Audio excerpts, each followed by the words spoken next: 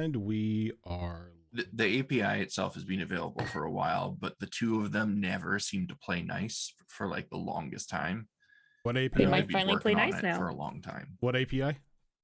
D&D Beyond and Roll20. I see. It's been a while. Been a It while. has been a while. Feels like it's been forever. Yes. Keep that lyric to And yeah, yourself. it's only been a week. That's a meme. But yeah, it has definitely been a while. We were out all last week with various issues. Health issues, yeah. Yeah, health issues. But we're back today. You know, wrap you mofos in cling wrap. I would like to say that even taking care of my girlfriend who got sick with COVID, I still do not have COVID. Like I'm just gonna, tempt fate That's here great. and say my ass is immune. All right, so I'm gonna wake up tomorrow morning and be dying. So basically, we're going to harvest Rojan's blood and sell it to Johnson and Johnson. Look, you don't want. Look, I am as defective as like all nonsense. You don't want my blood. Oh, so what you're saying is like all the broken is why the COVID can't get you? You know how people say they're built differently? I'm built incorrectly. Like there is just like too many things wrong with me to like have anybody want to harvest my blood. I mean, if you want to harvest the blood to see who not to clone, yeah, go right ahead. Yeah. But we're back. The week off actually gave me some time to figure out what I was going to do, because of those of you who were here last time we played, you may have noticed that I wasn't necessarily all there. And things sort of got away from me. Things were revealed when they shouldn't have been, so it's now time to do a bit of duct taping to make sure this campaign can continue running as it is. So you have that to look for today. But on a brighter note for that, I created the Extra Life page for our 2022 campaign last week. It is now live, but the bot is deciding it doesn't want to Don't you dare tell me that the bot is not active in chat right now. Bot's not active. It's not active in chat right now. Don't you do this to me. Bot's not active. It's not us, it's the bot. Don't you fucking do this to me. I'm waiting for the day like Fox just grabs the mini computer the bot runs on and just chucks it across the room and starts shaking it violently. Just pick up the hammer and start threatening it menacingly. It'll start working. Like, it's gonna happen. I know it is. I'm eagerly waiting for the day it does. But as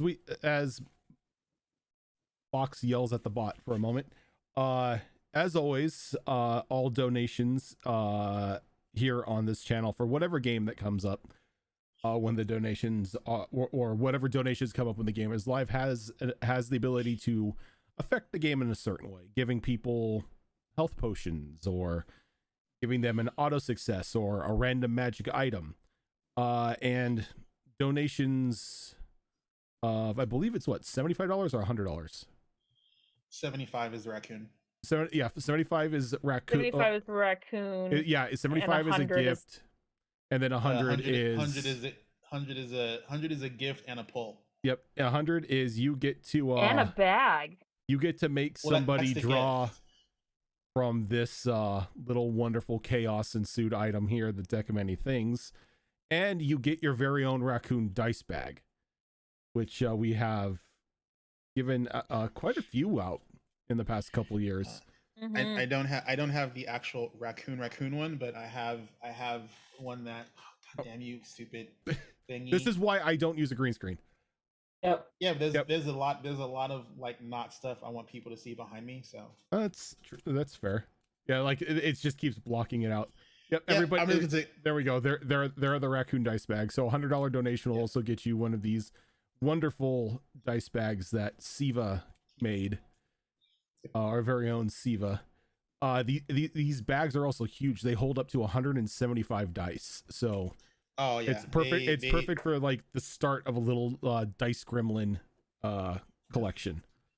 Yeah, It's- your dice goblin. Or if it's just a few of the giant dice. Yeah, that too. If you have a couple of like mammoth effing dice, yeah, it'll fit. It'll Yeah. fit a few in those in there comfortably. Yeah, you fit a couple of those in there, and it becomes a perfect weapon. Okay. Becomes a sap. Yeah, I can't roll below a 15 on this die. It's great. I have not rolled mine yet. We'll see what happens tonight. Sadly, I do not have disposable income. I have to wait. Oh god, I have a sneeze stuck. Oh no. No. Oh no. That's gonna bug me. I hate that. Okay, I'm good for now. But with all that, I think we can pick up. And instead of doing a little recap, we're just gonna get right into it.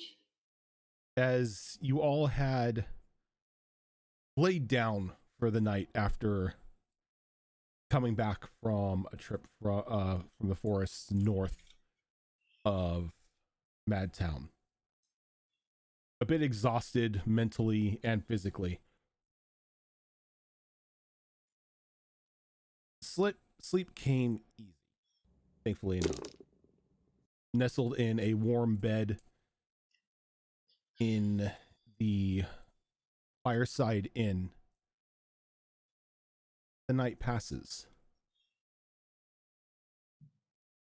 So, Kunkaval, partially through your sleep, you begin to feel something soft, like repeatedly striking you in the face, like from the right and from the left, from the right, from the left. Like, it's not hurting you, but it's definitely annoying enough to stir you. Right. I'll come to consciousness. My eyes are already open because I don't have eyelids. So what do I see? So as you wake up, you're suspended in a cage.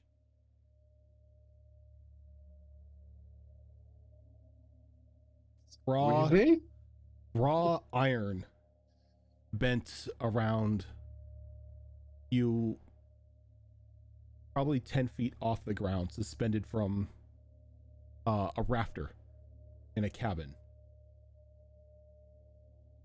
A small blanket and a bit of straw stuffed into a sack given to you as a pillow. The almost fresh scent of sanded wood all around you.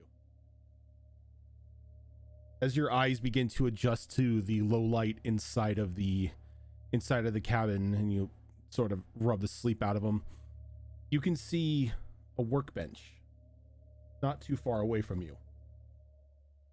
Various dolls in random stages of completion strewn about.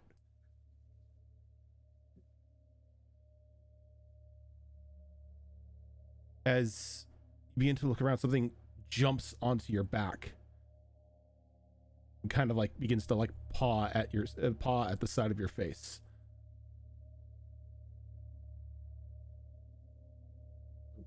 I mean, I'm gonna look. And when you turn and you look, it's that charity bear,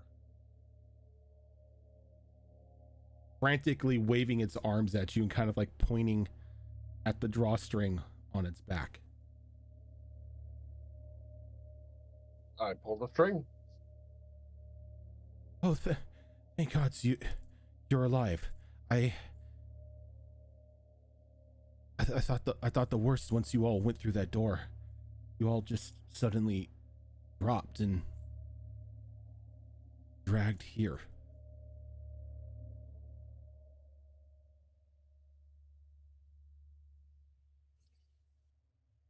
I'm confused. Was in bedroom.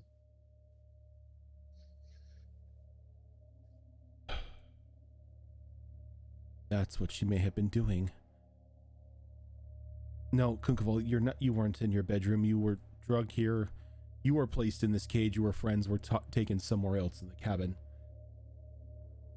Judging from the sound of it, the doors, iron doors, were slammed. So they may be in cages just like you, but the hag has you. The creature that's inhabiting my body misled you and your friends.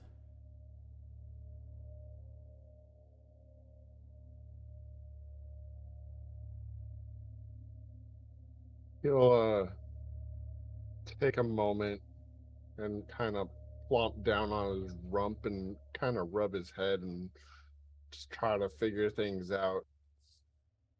And as you rub the side of your head, you feel something strange and you pull it away. It's a bit of silk thread.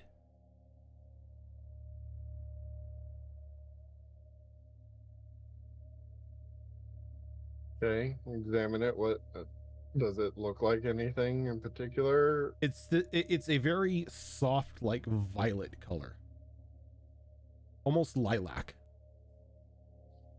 Does It's that color... it's about an inch and a half long as well. Okay. Does that color ring a bell as far as like any material I've seen recently? Somebody's dress, somebody's coat, something? You remember the hag wrapping up the human body of Charity in thread that was almost similar to this. Okay. Feel around, see if I feel any more. If that was just this one stray. Just this one strand. I don't have identify. Because I is our druid. Druids don't have that.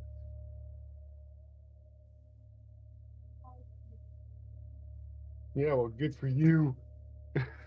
And you notice that you're not technically wearing the gear that you set out with. You're sort of Am I naked? No, you're sort of in like a small like burlap get up of just like a small pair of burlap pants and a burlap shirt.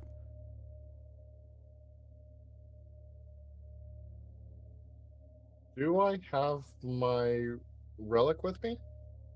You don't have anything with you. Fine. I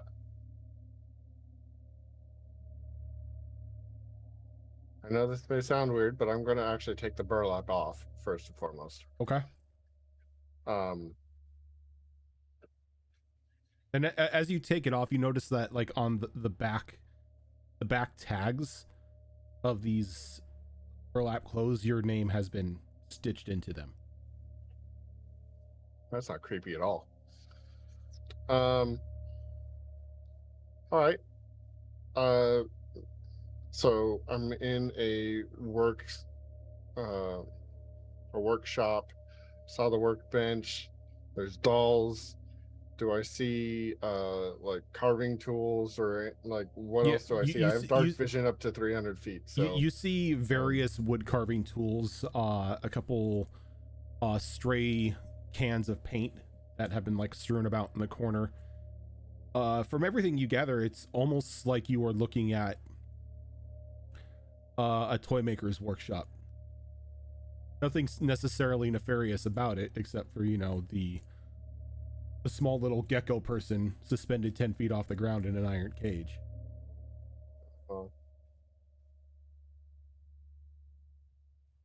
Well, the player in me wants to investigate, but the subrace of lizard folk in me says GTFO survive. So he's going to try to use a charge of his wild shape to turn into a spider. Just a normal a normal spider. Okay. And sure enough, wild shape goes off and down to a small daddy long legs like spider. And can I crawl out of the cage now? Yep. You are Cool. definitely small enough. You are right now tiny, but you are definitely small enough to just like crawl out from between the cages. And the bear can as well? Nope. She's still stuck in there.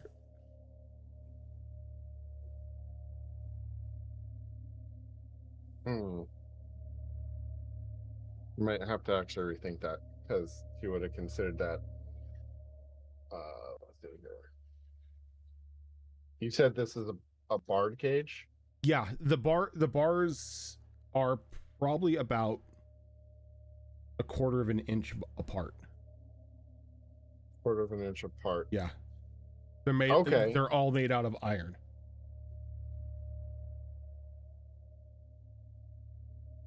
Okay. So I'm gonna actually still stick with the same plan, but before this is probably gonna sound really cruel. Before I do, I'm gonna try to stuff the bear through one of the holes, like compress. Just and compress stuff. and just stuff out. Yeah. Okay. Go ahead and just give me just a basic strength check to force this bear out from between the cages. I'm gonna make a little saving throw for the bear. Bear's fine. Well, I don't have a negative. 14. 14. You wad this little bear holding the soul of a human up as tight as possible, and you, with a little bit of work, you shove it through, and she falls freely to the ground, thankfully landing on her back, so there's no audible, no loud noise happening. Okay. And I think I'm going to change actually what I selected to a rat. Okay. A rat should be able to fit through that hole. Yeah, a rat can easily fit through that. But Rats a like- rat should also be able to Rats like drag cats are that liquid. bear. Yeah. Would a cat fit through the hole? I mean, with depending on the cat and with a little bit of wiggle room, yeah. And are the doors to the room closed? There is only one door to this workstation, and it's just an open frame. There's no door attached to it. It just leads door. That's even. It leads out better. into another room. The door, the frame itself is on the far right hand side of the room. You're back near the opposite end, next to a fireplace. Okay. I think in that case, if a cat could fit through the holes in the cage, I would actually go with a cat, because a cat could carry the bear a little bit better, and I think have just some advantages a rat wouldn't. Okay. That might be more important. Okay, so yeah, I'll turn into a cat and I'll squeeze out through the hole in the cage and grab the bear with my mouth and start heading in the direction she indicated my friends might be. Okay, so when you climb out as the cat, can I get an acrobatics check from you as you leap down the 10 feet? Of course. Let's see here. So they have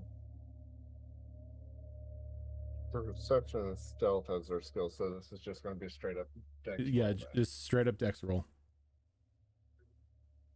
Surprised the cat doesn't have acrobatics. Me too, actually, a little bit. But that's what I'm reading on this stat block. Okay, so 30-20 actually. Okay. Oh So- wait. Their deck. 19. 19. You're able to leap down without any issue, no fall damage or anything like that. You are a cat. You kind of I'm a kitty cat. grab the bear by the leg and just start dragging it. Kind of just start dragging it through the workshop. And as you begin to get closer to the door, the now feline hearing that you have, you can pick up what sounds like shuffling coming from the other end. I'll try to find something tied under or behind. Hopefully something that casts a shadow that I can see from at the same time. Okay. Look around real quick. Is something like that possible? There are a couple tables that you can hide under. I think I shall. Okay. And as you dive underneath a medium-sized creature kind of like walks in, sort of shambling a bit, its arms full of wood, dragging its right foot behind it every time it takes a step. And it walks all the way back towards where your cage was, and it begins to start loading up logs into the fireplace. Your eyes sort of pick up very strange looking entity. Its skin not necessarily flesh itself, almost made out of the same burlap that your clothing was made out of. Okay. You could see a few like stray strands of stitching hanging off of it. Its right leg looks like it has been damaged and just hasn't been repaired just yet. A bit of the straw stuffing sort of leaking out of it. Does it look like a stuffed scarecrow? Kinda, yeah. It looks like a giant stuffed person. Well, that's not normal. Okay.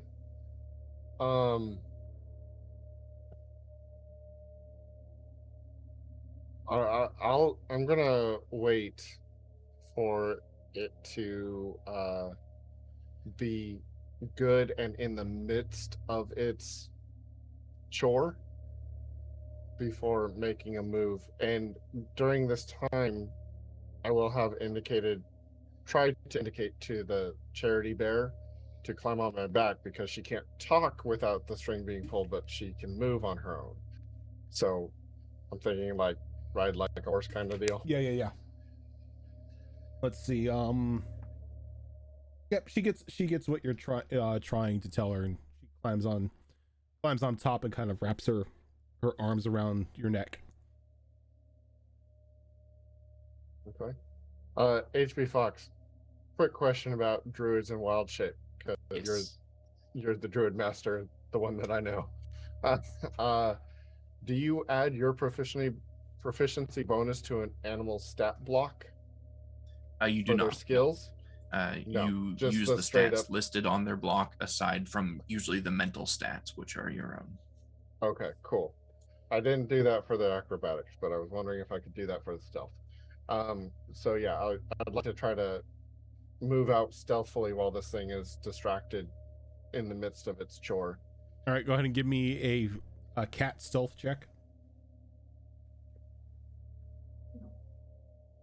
That is a 17. 17. All right, and you begin to slink on out into the next part of outside of the workshop into the adjoining room, and it's a large, very cozy looking common room.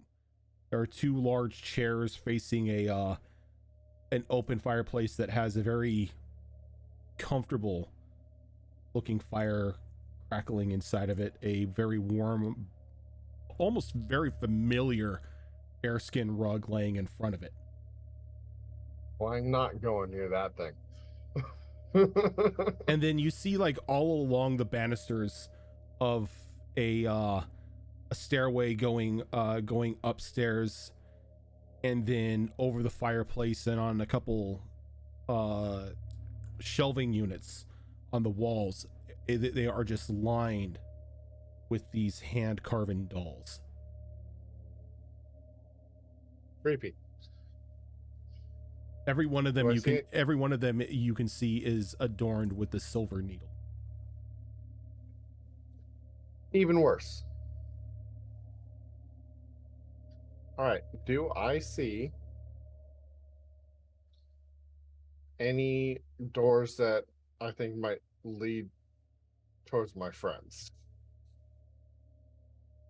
Like another one that looks like it Give goes to a more me- dungeon area or like something like that. I got you. Give me a perception. Give me a perception or investigation roll. I'll let you do either. Okay, wait. Those go off of my stats.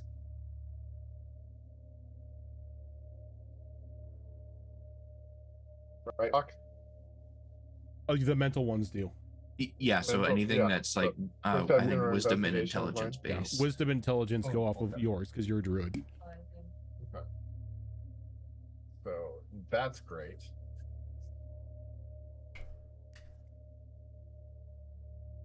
Uh, 16.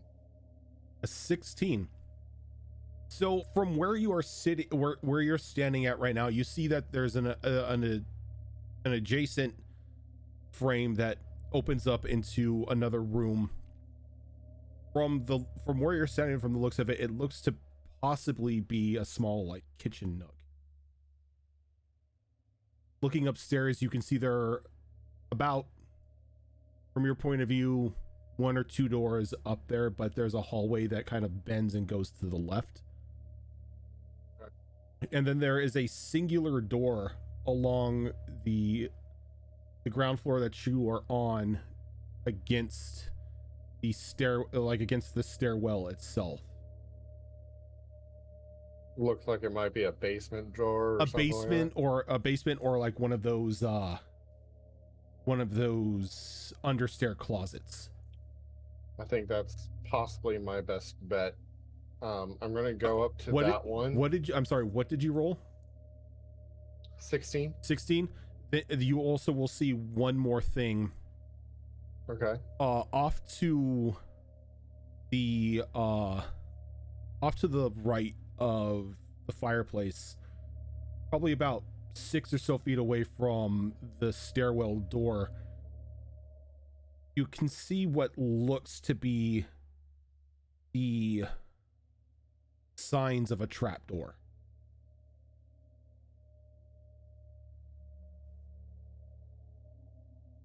The one in the main room. From where you're standing at right now, it's like if you walk along the stairwell where that door is that leads to either the basement or to the stair closet, about 6 feet away from that and right of the fireplace are very telltale signs of a trapdoor.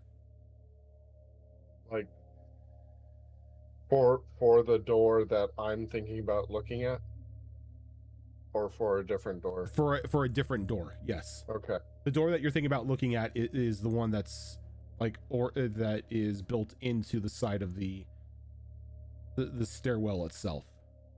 Okay. Well, seeing those, I'm going to be concerned about the one that I'm going to look at, but I'll keep that in my mind. Because that looks like a door that gets you out of here, right? The one you said is trapped.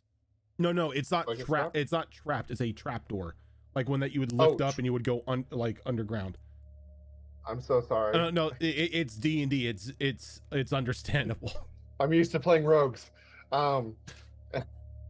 Anyways, okay, got it. Thank you. Sorry.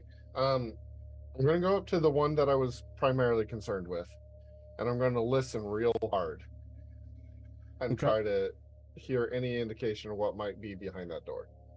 Alrighty, go ahead and give me a perception roll. That one's a dirty 20. Dirty 20. You hear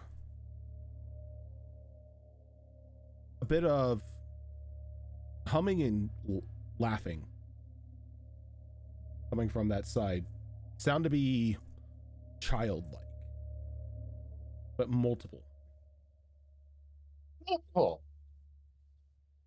In this scenario, not creepy at all. Okay. Nothing of like murmuring, moaning, groaning, signs of pain, anything like that. Nope. Almost sounds joyous. I'm gonna go ahead and leave the creepy child factory alone. And I will go to the trap door and just try to do the same thing. Okay, go ahead and give me another perception roll. That was 21. 21.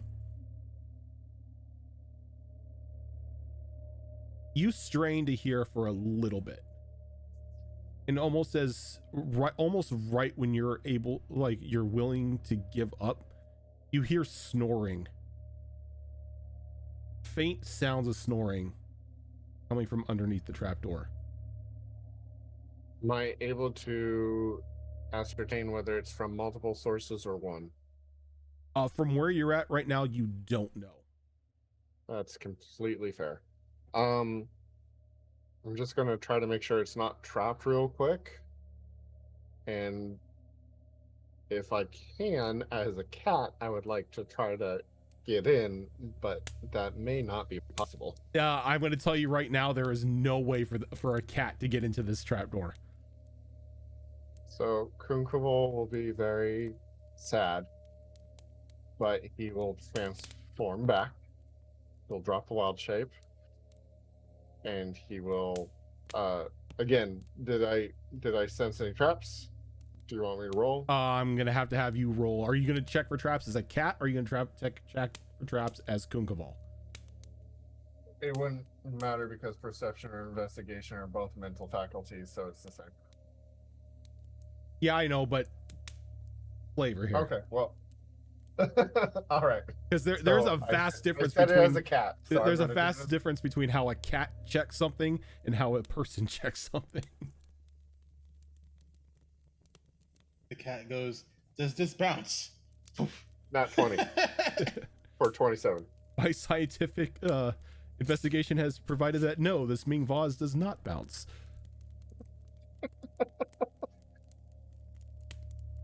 So natural 20. There are Or 27. absolutely zero traps on this door. So, poof.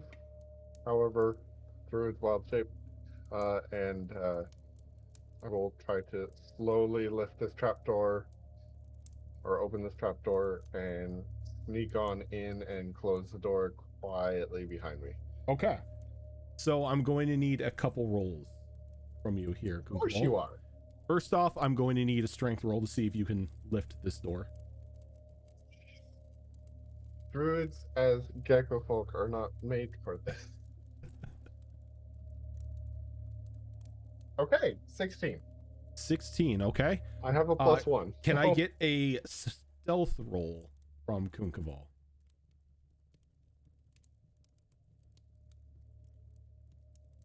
That's a 23. Okay. So you begin to lift the door up, and about halfway up, you can hear it start to groan. Almost How as, wide is the gap? the gap?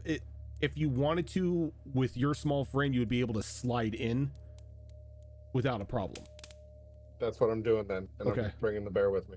Yep, and you bring the bear and you lower down, and just as you let the door down gently, you begin to see the shadow of that burlap figure like shambling back into the room.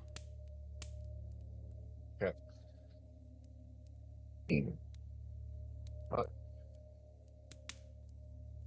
Again, sorry if this is asking for a lot of detail, but kind of necessary.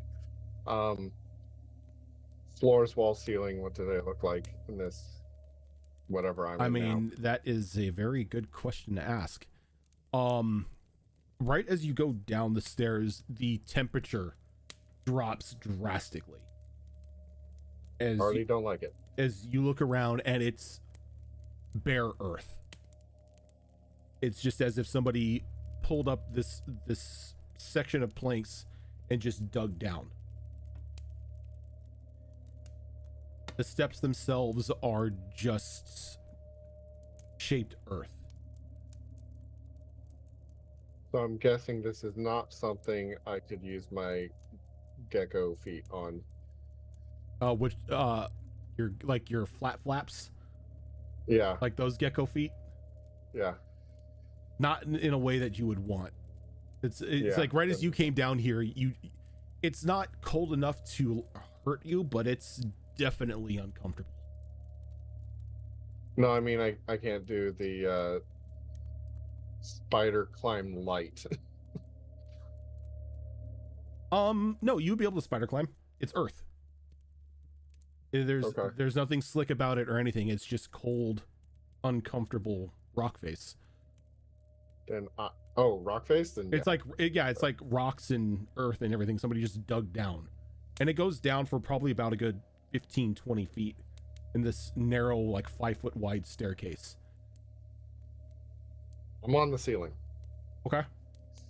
and I am moving down this whatever this pathway is, this tunnel. Okay. And as you scurry on down, once you get about halfway down the ceiling, you can see a small wooden door with a very pale blue light on the other side. The sounds of snoring beginning to pick up and starting to echo through this makeshift staircase.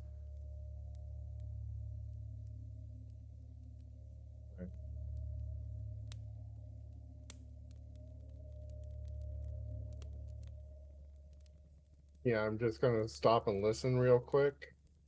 Try to see what I can see. Just, you know.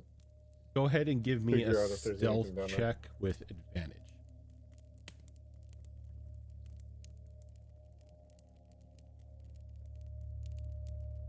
You said advantage? Mm-hmm. It's gonna be hard to beat that. Okay, yeah, it beat that, but that's still a 26. A 26. As you're starting to listen, the door opens up. Behind me? No, In front of me. in front of you, and you can see this large figure kind of force its way through the staircase, or force its way through the doorway. Obviously, this doesn't look like it was designed to suit something of its size. And as it gets through, it begins to like slowly like crawl up the staircase using its hands and its legs. You could see other wooden arms kind of like extend out of its back and begin to grip the walls and pulling itself up as well. And for a brief moment, you catch the sight of that painted doll's mask with the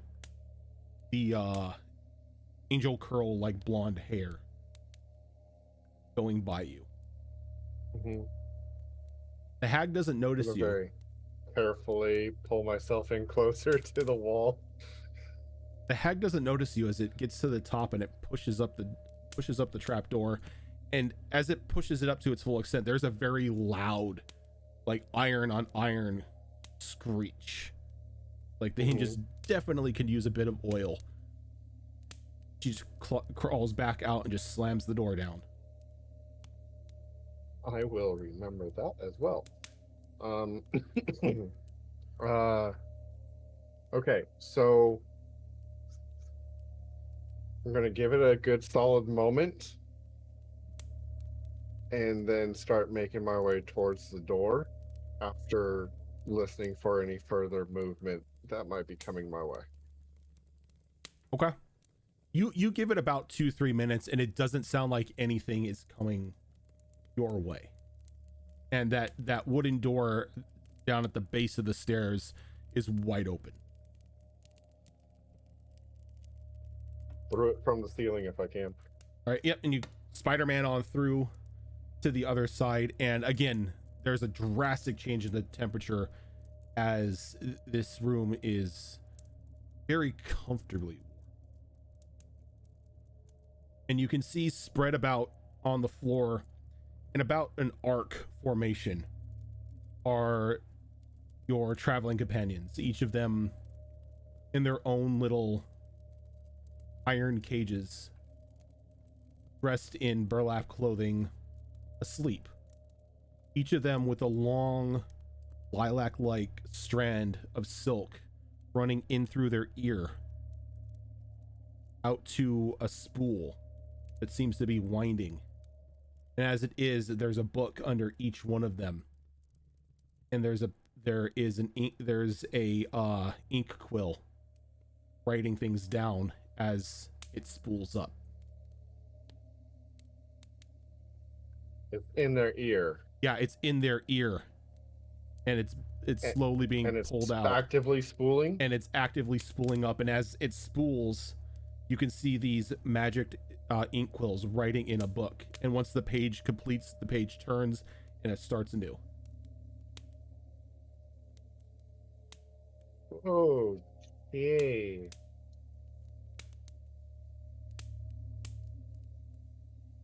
Do I see the spools being fed anywhere? They're being fed from their ears. No, like to someplace else. No, but it seems like the Okay. spools are collecting the thread that are coming from their ears, and that's about it. And each one of them has their own spool going into each one of their ears. Okay.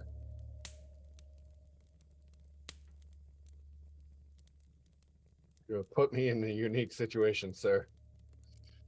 Let's see here. Like, all of you are lucky I can't read.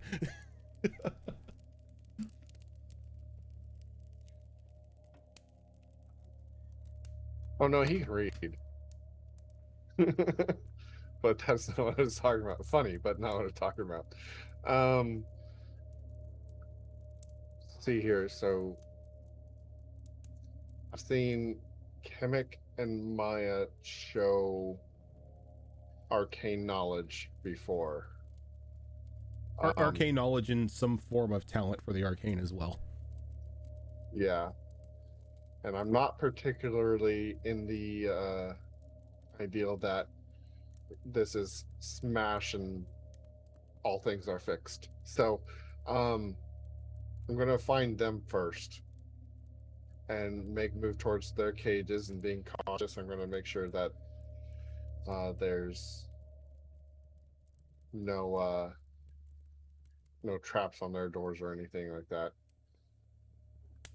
Okay. And as you go to the cages, there's a almost sickening like feeling given to you as the closer that you get to it. As you can see, the iron itself is a bit ruined.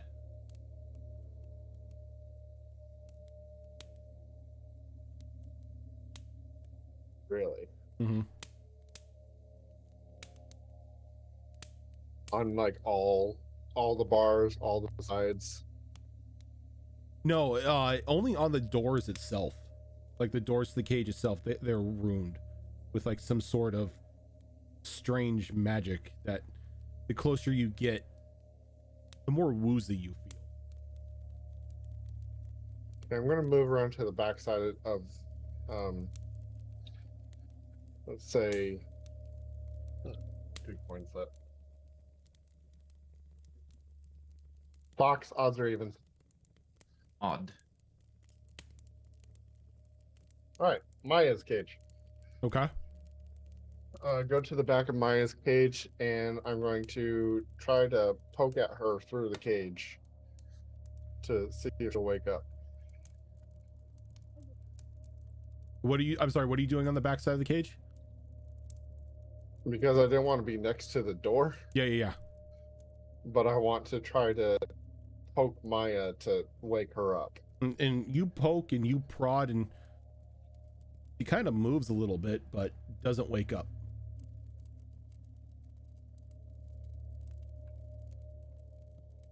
Did I get some pokes in that should have woken them Oh up? yeah, in you get normal like you get circumstances? some rather painful jabs like right in the ribs that you know would wake anyone up, and no response whatsoever. Okay. I don't want to interrupt the scene or anything, but really important question. The things that my outfit are designed to conceal, are they still concealed? They are not. You are in a burlap bag. That's a problem.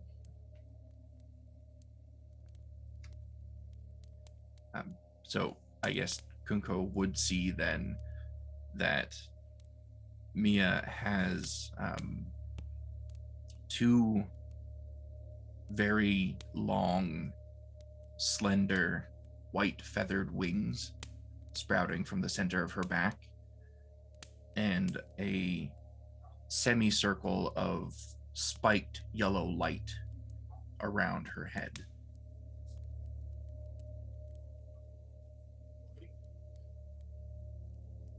Is she otherwise recognizable as herself, though? Oh yeah, it's like it looks like Mia, just a little bit of decoration. So I think the hag's just done a little more dress up on Mia. Yeah, dressing me up like a doll. Of course, that's exactly what's happening. Yeah, exactly. Mia's cosplaying. Okay. Druids don't have things like detect magic, do they? Like Kyo was so confused every time she was asked to do that stuff. Like, I think clerics I- do though. I can't do it, but Mm. okay, I'll try. It's like, Kyo, is this magic? Mm. Did you try smacking against something? And then Keo just basically does the 1 hour attunement thing. Just like, and just hopes for a good roll.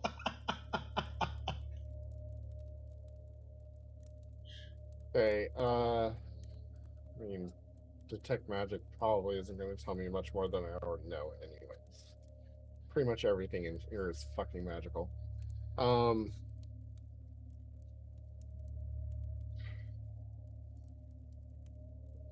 Better question is, do I have any dispel magic?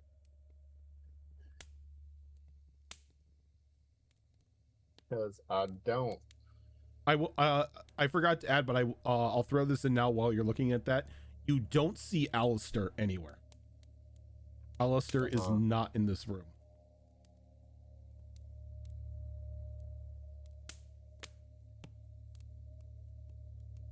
Okay, well, here's one. I hate to be using first level spell slots at this level to experiment with, but yeah. I'm gonna try protection from evil and good. Bring that up because that spell is always so jank. Yeah.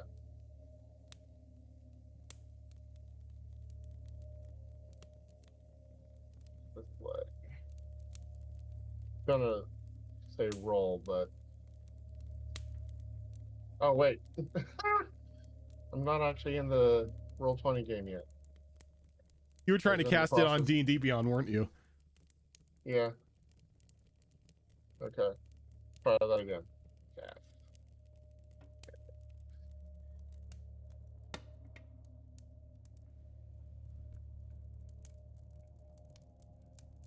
I think I should just got it. There we go. Use the spell until the spell ends. One willing creature you touch is protected against certain types of creatures: aberrations, celestials, elemental, or fey fiends, or undead. Protection grants 7 benefits to the type of disadvantage on attack rolls. The creature target also can't be charmed, frightened, or possessed by them. Oh, okay. So you reach out and you place your hand on Mia's shoulder, and as soon as your spell goes off, the thread in her ear whips out completely, and the spool wraps up the remainder of the thread, and her book shuts. And as soon as her book shuts, Mia, you sit up with a gasp, like very rudely awaken out of a deep sleep. That sudden realization that you're not where you laid down the night previous. First thing she would do is kind of look around in a bit of a panic for whoever or whatever woke her up. You see a very naked Unkoval. Why do I always see your lizard people naked? Although, we'll remark, this is true to lizard form. Things aren't external. That's fair.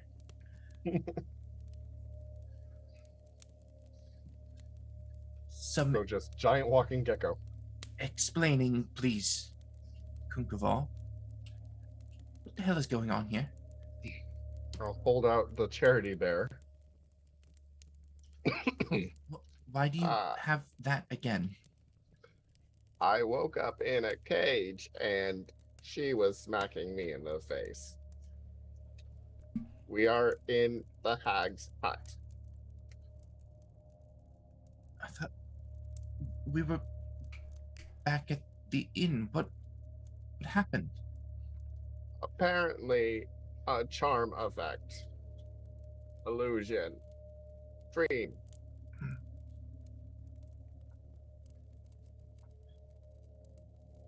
Well, how do we... Wait, am I in a cage as well? Yes. And at And this he'll point- he'll motion to look around.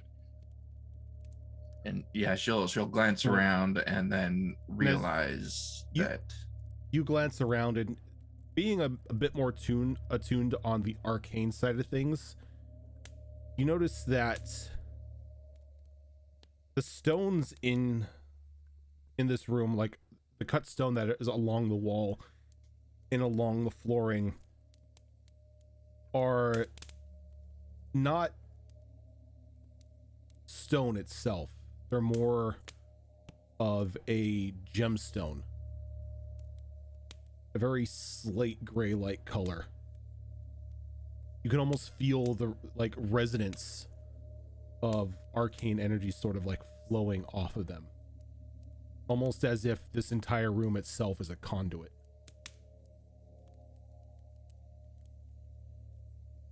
okay, this could be a bit of a problem. You don't say. Yes. What's the lighting situation like in here? Is it Very- well lit? No, it's or- very dimly lit. You maybe have low light at this moment.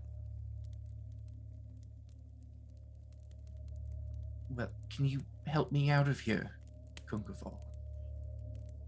Runes on the door of your cage. Unsure if safe. I will then kind of turn my attention towards the door of the cage. And do I see that book? Is it still in here with me? The book isn't with with you. It's about a good 25 feet away Ah. on its own like little podium. Gotcha. But you Okay. can see the glowing lilac thread completely spooled up.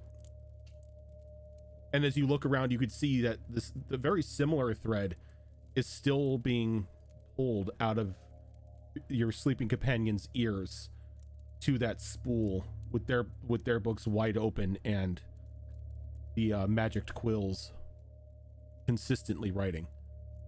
And looking at the door of my cage, do I see any runes on my side of it, or are they just on the other side? You can see that the bars specifically for the door are runed, yes. Can I do an Arcana check to try and determine what the purpose of these runes might be? Sure. That is a very high roll. 25. 25. It looks like these are security runes, primarily meant to repulse, to keep away. I think getting through the doors of this cage might be a bit difficult. How did you say you got out, Kunkaval? I was in a different room, different cage. Had to find you. See. I had thread too, but only this big. Sounds like you were the lucky one. Are the others okay? What's happening to them? It looks like memories being extracted, written down, recorded. Well, we can't let Did not that read. happen, can we? You still have all your memories? Do I still have all my memories? You don't feel as if anything has been forgotten. Quite the contrary, you feel as if they're fresh, as if everything has just been recently brought back up. Even secrets that that you yourself may have forgotten are fresh in your mind. This is actually magic that I kind of recognize in a way. I can do something similar, though much, much simpler. And you stop it in the others. Well, how did you stop it in me? I experimented. Took shot in dark. Used protection spell. Well, it seemed to work wonderfully. How many more times can you do it? How many more people are there? 4. I could do it for everyone, but would be at near my limit. Okay. Well, let's kind of keep that in our back pocket, so to speak, and use it only if we need to. We don't want to deplete your reserves. See if we can perhaps find a way out of here. Is there like a keyhole on the gate at all? There is, Or- yes. This looks like a very traditional cage, just with the bars to the door ruined. And I will offer up. I could do it on Kemet. They seem to have arcane ability too. Maybe they have other tricks up their sleeve. It's not a bad idea. If you're willing to use your abilities to do that, I most certainly will not stop you. Could you perhaps also have a look around for a key that might fit into these locks? Okay, Can I get but- perception rolls from both of you? sure.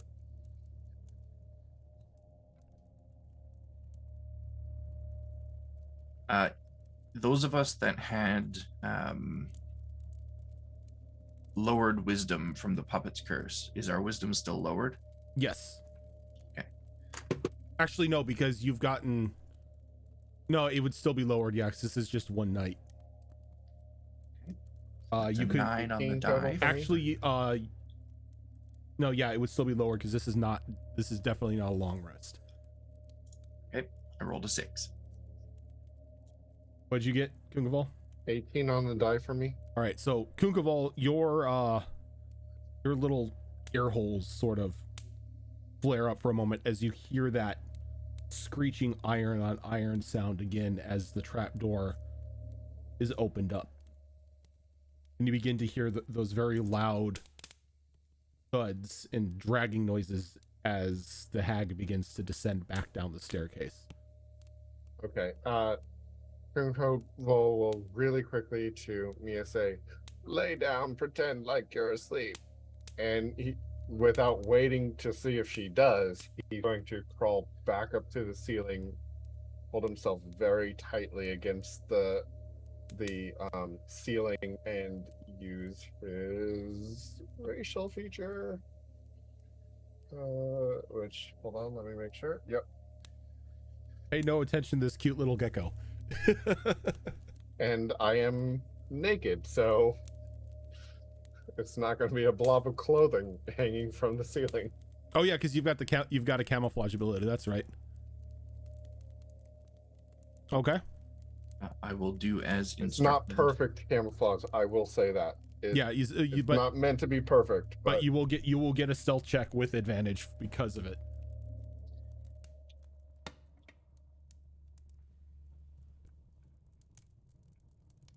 All right, so what'd you get for your stealth check? 30-20. 30-20. Mia, can I get a performance check or a deception roll from you? Pretend that you're asleep. Okay. My charisma's not horrible. I do have a positive modifier in charisma, so Think for yourself. it didn't help me here. I rolled a 7. 7. Try as you might, you can't sit still. just the nervousness of being exposed and in a situation that you yourself cannot control. Yeah, I probably lay down and at this point realize that my wings are out, so I'm like silently panicking. And as soon as Kukval, you get above the doorway and your ability takes form, she sort of like pulls herself back in. And as she stands up, kind of adjusting her body, there's a bit of wooden pops as the arms that were extended out from her back sort of pull back into her. Her head mere inches away from you. As she walks in, and there's just a small clack of wood, she goes to the podiums of each book, and she stops at Mia's, noticing that it's closed. Now that isn't right. Sort of opens the book. Stopped mid-sentence. Kind of hunches over and sort of just walks side to side. He like looks into the cage from the top and just like staring right down in your eyes, Mia. Oh, you're awake.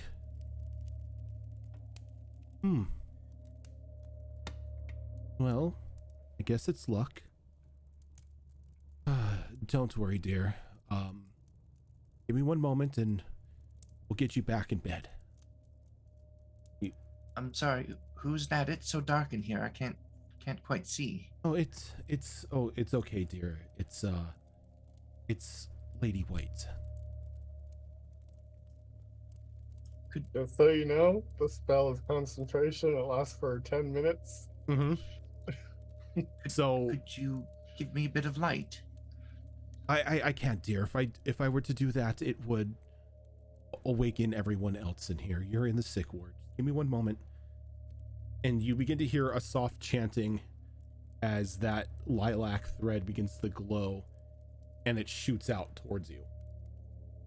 And at this point in time, I'm going to need a charisma saving throw. And since the concentration is still on, you can make it with advantage. Okay. That advantage may have saved me, maybe. 17. 17. And you feel this thing like kind of poke in your ear for just a moment. And there's just this very uncomfortable feel as it like wiggles around, like it's trying to find something. And then it just quickly pulls out again. Do you Sorry, mind? Now, don't resist this, dear. It's a mere spell to help you sleep. I don't need sleep. I just need a bit of light. No, dear. You need sleep. You were very badly hurt. I feel just fine, thank you. That's the medicine talking. Just lay back, think happy thoughts. Why won't you show yourself to me? My appearance isn't necessary, dear. I think it is. Just give me a bit of light and I'll do whatever you ask. She kind of walks, she grabs the lantern, she kind of walks on over to you. And as she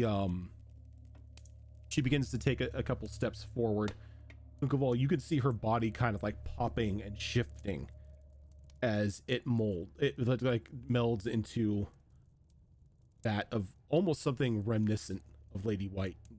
He walks over and she like looks into the cage. She holds up the light to her face, and it looks like the leader of the Healers Hall back in Madtown.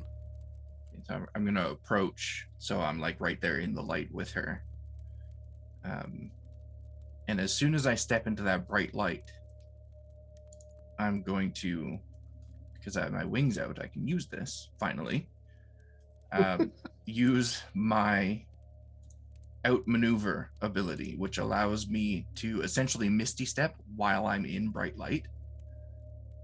Okay. And I'm going to misty step to the central point between the other cages.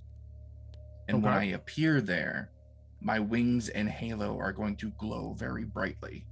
and shed bright light in the area. Okay. And as you see this happen, she lets out a hiss, and Kukaval, you see her body just quickly popping and reshaping back into that giant form of hers. Your wings spreading out, sending a flash of bright light into the entire room, and as you do so, the entire gemstone face of the floor and the walls light up as the threads that are in the ears of everyone rip out, re-spool the book shut, and everybody sits up in a jolt, the doors swinging open.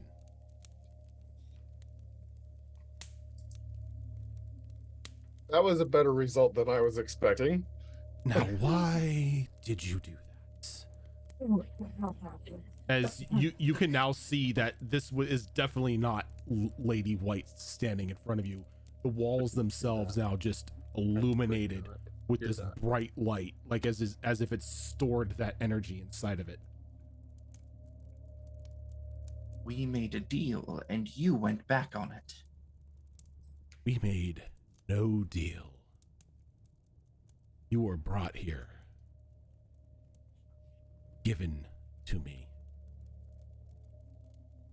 By who? One of my creations. Now be a good little pest and get back in the cage. I'm afraid I can't do that. You don't have a choice. She kind of moves her neck around, and there's a violent popping as 6 arms kind of spread out of her back. Long wooden arms, about 6.5 feet in length for each one. Each of them holding these long silver needles, about the size of javelins.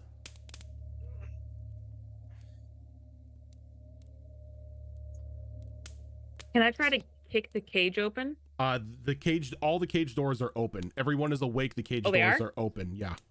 Oh shit, I'm tucking rolling out. No, I'm I'm getting scrambling out. out. Yeah. Yeah, Do same thing not for want to be in a Yuriko. cage. Yeah, Yuriko jumps out and she's like looking for her boomerang. You don't have any What of the your gear. hell happened? Oh, I know, but I mean, I'm Mhm. like, I want to see if it's in. Like, I wake up, in a sack. I jump out the cage because there's an open door in front of me, and creepy wooden spider lady, Angel Mia, everyone else in a burlap sack. Don't see Kunkoval, don't see asshole Alistair. Is our gear in the room? Is like the next thought. There's nothing in the room aside from the cages and those podiums that had the books and the spools on them. There's nothing.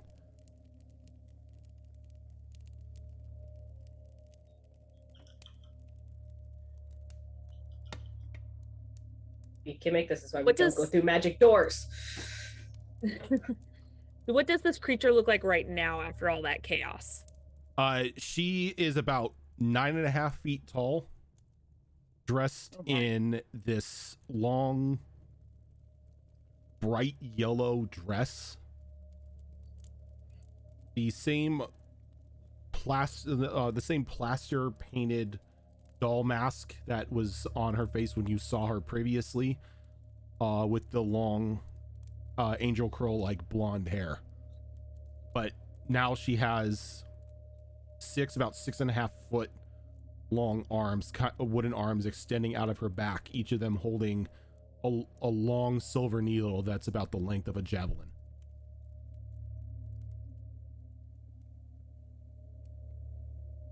Yeah, I don't like that. Just be I don't like good that at all. little children and get back in your cage. So you can do what with us? Record For what purpose? replacements. That's why we can't do this. You don't necessarily have a us. choice. You are in Cloning us into little dolls. my neck of the woods. That's not a pun either. You are in my woods. In my home. none of your gear on you. You are at the mercy of me and my hut. Run if you want. Yeah, fuck you. Run if you want. I can use the entertainment. But you'll just wind up back in those cages worse than you are now. But I'll tell you what. Know about. I'll count to 10. You hide, and I'll try to find you.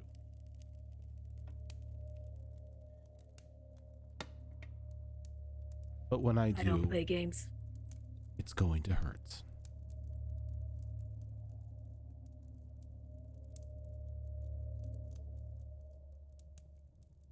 Looking at the rest of the group at this point, do any of them look like they have the intent of running? Since, Nope. We have 10-second head start. Nope, you is see my Raven here? fingers twitching. I don't think. Oh, maybe he is. I am. Maybe. Yes, we're Okay. running. Okay. Yeah. I just wanted to make sure. Because I saw the muted. I didn't know if you were muted. Yeah, you I mean, definitely not hiding it. You can see what looks like almost frost kind of starting to cover my fingertips as I'm flexing my fingers, getting ready.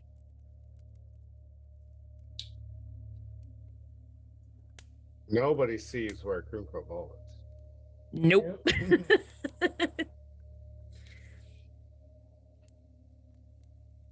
And I'm gonna go ahead and immediately cast Breathtaking Wind. And she needs to make a Constitution saving throw. And I'm actually, hold on, before you do that, I need to check something. Because new character, who dis?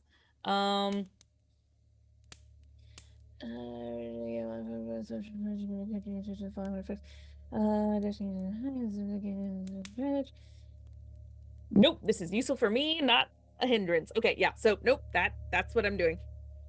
Okay. Casting Breathtaking Wind, Constitution saving throw. It's going to be a Constitution saving throw of 23. Fuck. That's high, sir. Look, I rolled a 19. What can I say? You look over at Out of Nalai, she's curiosity. probably. Sorry, go ahead. I was gonna say Nalai's just looking around, seeing what she can use as a weapon. There's a book. Do I see? Have we at least taken at least one long rest at this point? No. Kind of. No. Okay. No. That's fine. I didn't use much. I'm stingy with my throw spells. out your breathtaking wind spell, and she just stands there unaffected. Seeing that she just kind of shrugged it off, I'm immediately going to. And she kind of smiles as the spell goes by, and she's like, 1. I'm gonna go ahead and I'm going to activate. I want to do 2, don't I? Yeah, I want to activate 2 of my temporal points, and I'm gonna touch Nalani really quick and give her a +2 to her AC. Thank you. I was would like. really hoping for everyone to just be ready for a Maka chop battle. I'd like to make a beeline for the books. Yeah, I'd like to pick up that book. Does it look hefty enough to throw at someone? It's a pretty hefty looking tome. More pick up that book. All right, as you pick up the book, you can see that your name is written on it. Oh, I'm definitely taking it now. Don't throw that. Hold on to it. Keep it safe. All right. It feels like it weighs about 3.5 pounds. So I can't throw it. Doesn't mean I can't smack someone with it. Sounds like an improvised weapon to me. You're quite strong. Why don't you take the books? I'll take the thread. The thread is still there as well, right? Yep, each spool of thread is still there. I don't quite have the strength, I think, as Nalani does. So she can take the heavy stuff. I'll take the lighter stuff. And each of the threads are about 1.5 pounds. They are large spools. underneath the burlap sack, do we still have like undergarments on, or Nope, we completely? it's just burlap. Have fun. The one time I'm happy that I can't wear armor anyway, so it doesn't affect me at all. But the chafing though. Oh yeah, it's itchy and it is. I'm a uncomfortable. goblin. Okay, Do you not honestly know my never- life? I'm a goblin. Okay, that's fair. I mean, I come on. honestly I mean, never you know. thought I'd be able to say this sentence out loud legitimately. Have fun with your external genitals. Just I'm trying to figure out how much she cares about being seen naked. I don't think she cares that much. She's going to try to use the burlap sack as a sack, like bundle it up to carry the books. Okay, go ahead and give me let's do a sleight of hand check here. Okay. I definitely would like to use my claws to kind of like make holes for my limbs. 18. 18. You tie the makeshift pants and shirt together, and you make a handy little sling to pretty much put around your shoulder and stuff all the books in. Yeah. The burlap Zoro, the burlap clothing that you're in already has leg holes and arm holes. Oh, it's burlap clothing. I thought it was clothing. like a No. sack. No. Okay, never mind. That makes way more sense now. Okay, I thought it was a sack. You could tell it was most definitely made out of a sack or made from a sack, but I thought it was just my head peeking out. Okay, makes more sense now. Okay, yeah. I guess now the entire party gets to see the burn marks that I mentioned before. Upper shoulder, across her ribs. As she looks at Kimmick like, there's nothing else we can do, let's go. 2.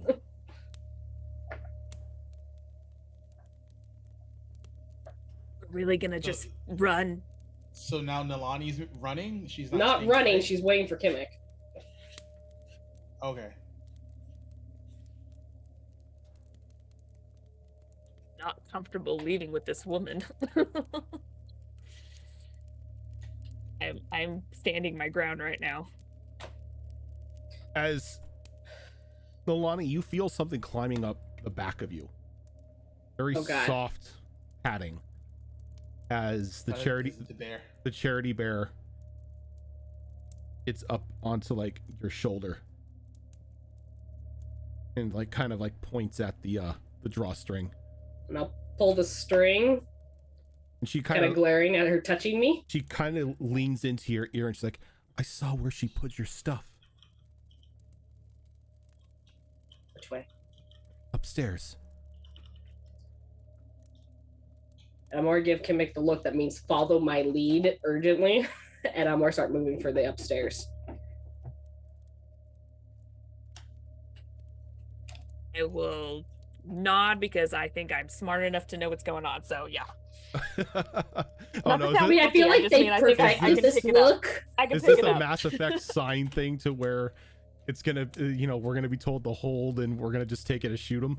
Yes. Yes. No. I feel like they traveled together enough. You know what that look means. Yeah. Yep. And I'm going to. Yeah, they definitely grunt and they're just like, fine, yeah, let's go. Yeah. And I'm going to be following directions to our gear. Okay. What about the rest of you?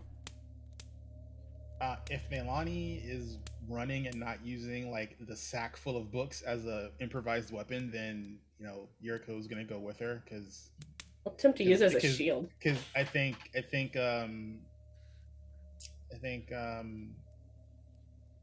God, why can't my brain work? Brain. Azurclaw is running as well, right? Azurclaw is looking like he's like gonna make a run for it. All right. So then if the other two muscly people are running, then Yuriko will run too because she's just like, I mean, I'm not gonna be alone and die. So she's like, F that noise. Okay. And as soon as we're out of what I perceive as earshot, I turn to Nalani and be like, Bear says she knows where our stuff. Turn to Kimmick and be like, Bear says they know where our stuff is. If we're gonna go down, I'm going down with my weapons. Let's go then. It'll help the others. What about Mia and Kunkaval? What are you guys doing? If things were heading in the direction of running, Kunko would have started making his way out the door from the ceiling, and up to the trap door. And I don't know if I would beat anybody there, but if I do, I would start opening it, preparing to do something that may or may not work once everybody's through the door. Okay. And what about Mia? I know Kunkoval can handle himself. He can probably get himself out of some tough situations. I mean, he got himself out of cage. So I'm going to assume that he is somewhere and he knows what he's doing. So I would also like to run. But as I'm collecting those threads, could I do an Arcana check on the threads? Sure. That is, what is my modifier? Oh, that's the wrong page. A dirty 20. A dirty 20. Each one of these spools of thread look to be made out of a high quality silk and enchanted with some form of charm like magic. Okay. It's going to take a little bit more study to figure out exactly what spell is on it, but you can most definitely tell just from the glow that it's giving that it's definitely enchanted. Okay. As I'm grabbing them, I'm kind of shoving them in my burlap shirt and kind of holding on to them just so they're out of direct view, but then I'm running. Okay. So as you all start or begin running, she calls out 3. And we are going to go ahead and take our first break of the night here. Oh, shit. So we're going to get up, stretch our legs, all that fun stuff. And when we come back, I think we're going to get a little twisted game of hide and seek going on. So stay with us, everyone. We will be right back.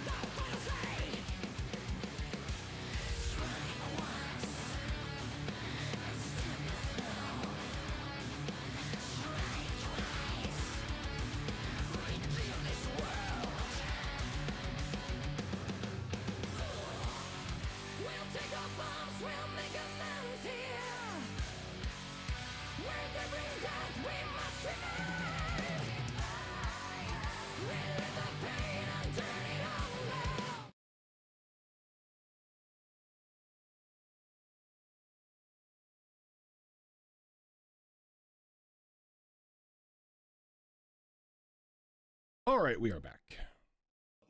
Yep. I forgot I What's had up? Sirenscape. So, as all of you begin to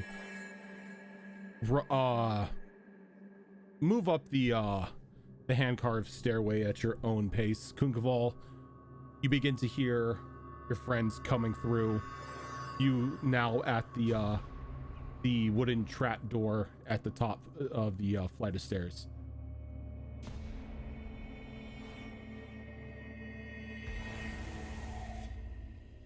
You're muted. You're sir. muted. Am I on the other side of it, or am I? You're on I haven't the. opened it yet. You know, you haven't opened it yet. You're still on the underside.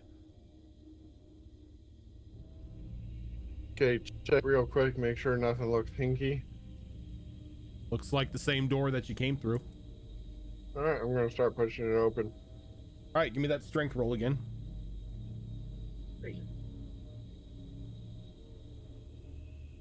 12. And 12. You're having a little trouble with it this time. Like you're pushing and it's just not really agreeing with you at the moment. Take a couple steps back and try to double hand charge push it. Okay. Go ahead and give me a strength roll again. That's an 18. All right, this time you just force it wide open, doing like a double hand charge, pushing on it, and it swings open. As you guys are coming to the stair, you hear that audible, again, iron noise grinding as the trapdoor is flung open to completion. I wanted to look for a thing of oil, but kind of didn't have time. Anyways, I'm going to stand on the other side. And Rojan, you tell me if this is even remotely possible. Because I know this is a little outside of the normal purview of the spell.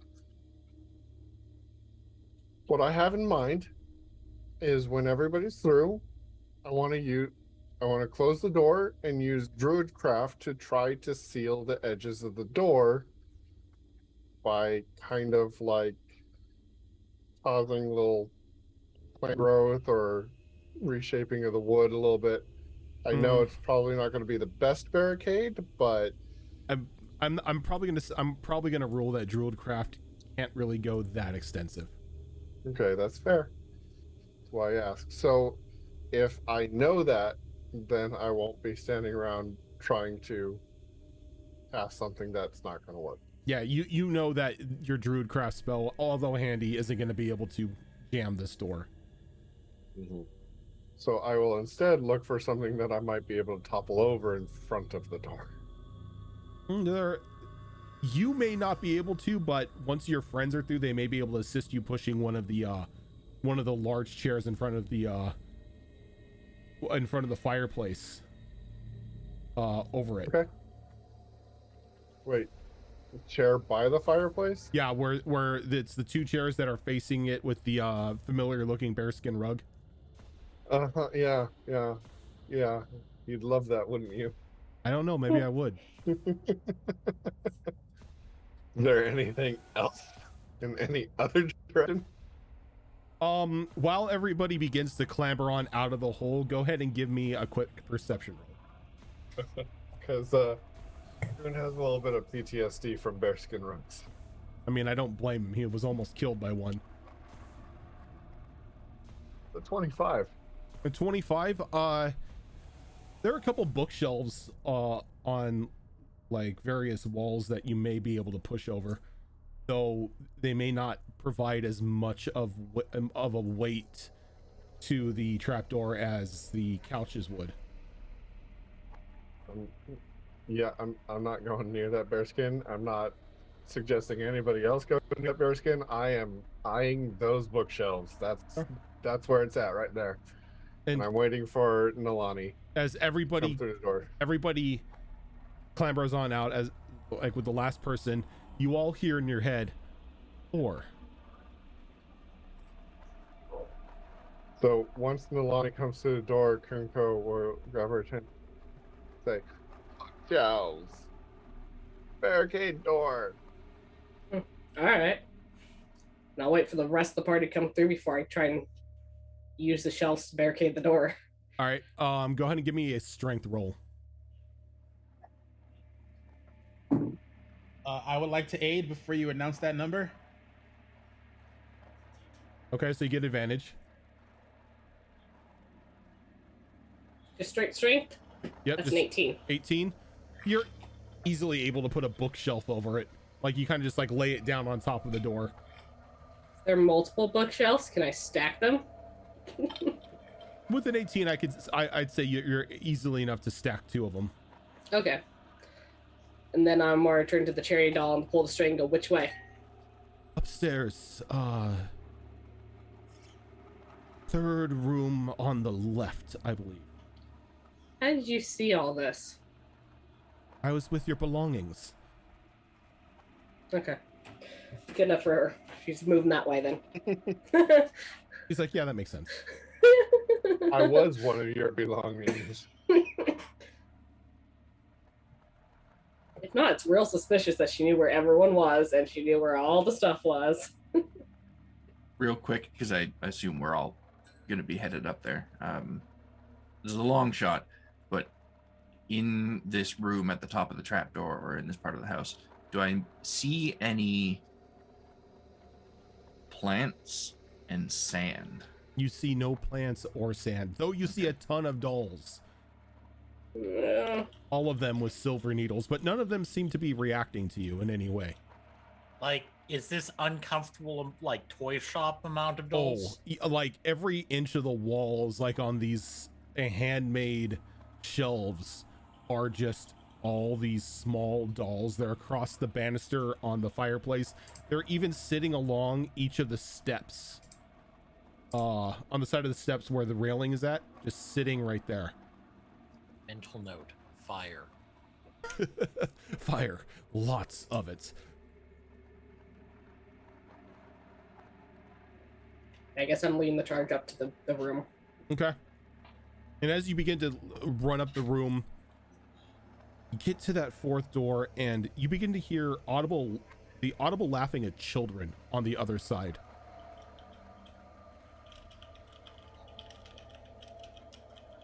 That was the door under the stairs. There's also the It door was. above the stairs as well. Sure this is the door? Yes, this is the door that the burlap man dragged all of your belongings in. So how about this? I chuck you and you tell me whether it's there first.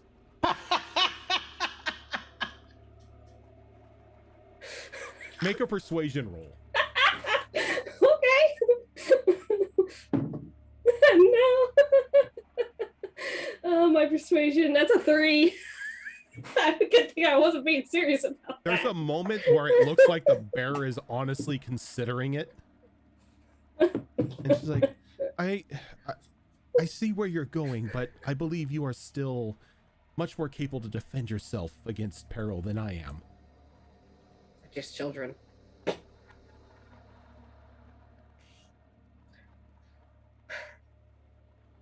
Any objections before I kick the door down? No, the quicker the better. No. All right. Quick. I I'm will aid. So going to literally try to kick the door open. You don't need to aid to kick this door open. It is quite literally just a door. Like, Good. give me a strength roll. If it's not a 1, it goes open. Can we see how brutally I hit this door? Not that brutally. It's an 8. Okay, so you kick it and it's constructed well enough to where the door doesn't fly off the hinges, but it Damn it. swings open with a very loud crack, and there's like audible cries of fear for a brief moment as you look in and you see that there are 3 children sitting at a small table with like little tea sets. Each of them have a small doll sitting next to them, not moving, not showing any signs of life, just sitting there, all dressed up in different costumes. One looks like they're a princess, another's a knight, and the other one looks like they're a baker. Do they have silver needles? These do not have silver needles. Does Okay. one of them look like Amelia? Funny you should say that. As the small 8-year-old girl kind of jumps up out of the seat and kind of like runs over and just runs and hugs Nalani's leg. This is awkward. I'm naked. She's like, And the last time we saw her, she was trying to murder us. yeah, but this is a flesh and bone child. This is not a doll. I think it's time to go. Our heroes are here. Or go over and get my stuff as Our? Insight check. That pained insight check. Go ahead and give me an insight check if you want to insight check this small child. Yeah, dude, I have PTSD, bruh. Yeah, I love this behemoth die. That is a 22. God damn. hold mine yet. Let me do that. It took mine is not as good. Mine is an 8. You think this, like, you don't trust this child, but Kemek, you can honestly hear the sincerity in her voice. The grandmother said it would be quite some time before the process was fixed, but it seems like she did some fast work. Oh god, she thinks we're one of the fucking dolls. Fuck. That means we can go and play in the forest with protection. Is that why you're here, to take us out to play? Moral compass is dwindling. Yes. I'm not actually saying that. I've moved to get my gear. I'm leaving Kimmik to deal with children. And like Amelia's that's kind of good. like holding onto your leg as you're walking. We must waste no time then. As she kind of claps and the other two children laugh and they kind of run over and they start throw open all these toy chests, and they start leading you by hand over to where all of your belongings are. Not good people. Quick, get dressed. We have Oh man. lots of plans to go flower picking today.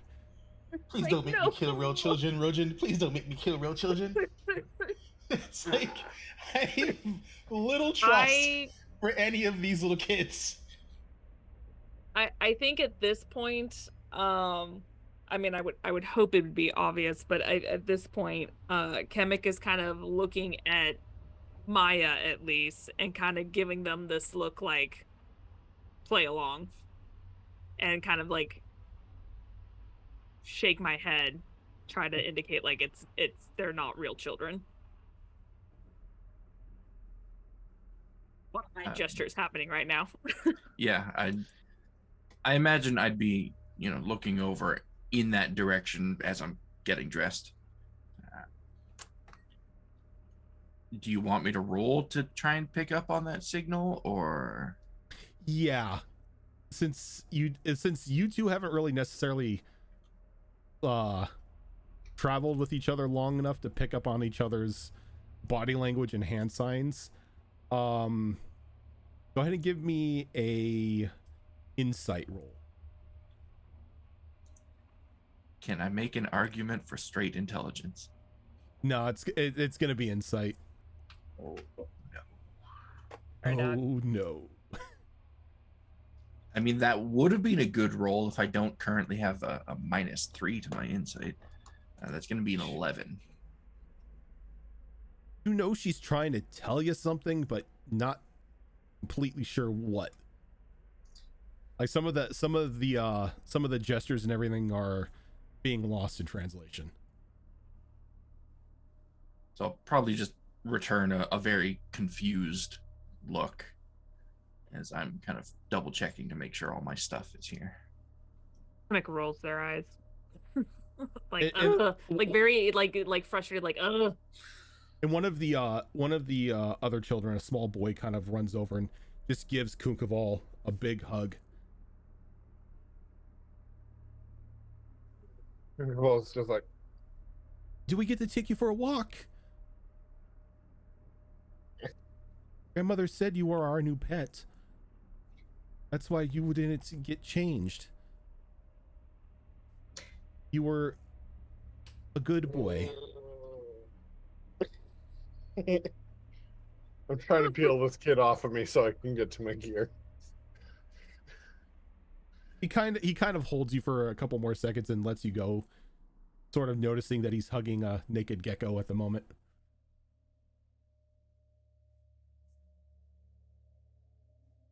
Not pet. But that's what grandmother said you were. You were a good boy and thus got to stay as you were. That's why he's with us, so that he can, we'll make sure he doesn't run off. You will learn in time. Does he need a leash? We have a leash from our last pet. Oh no, Not very well, are you fast. going to listen, or are you going to need a leash? Turn into a spider to leave everybody to their doom.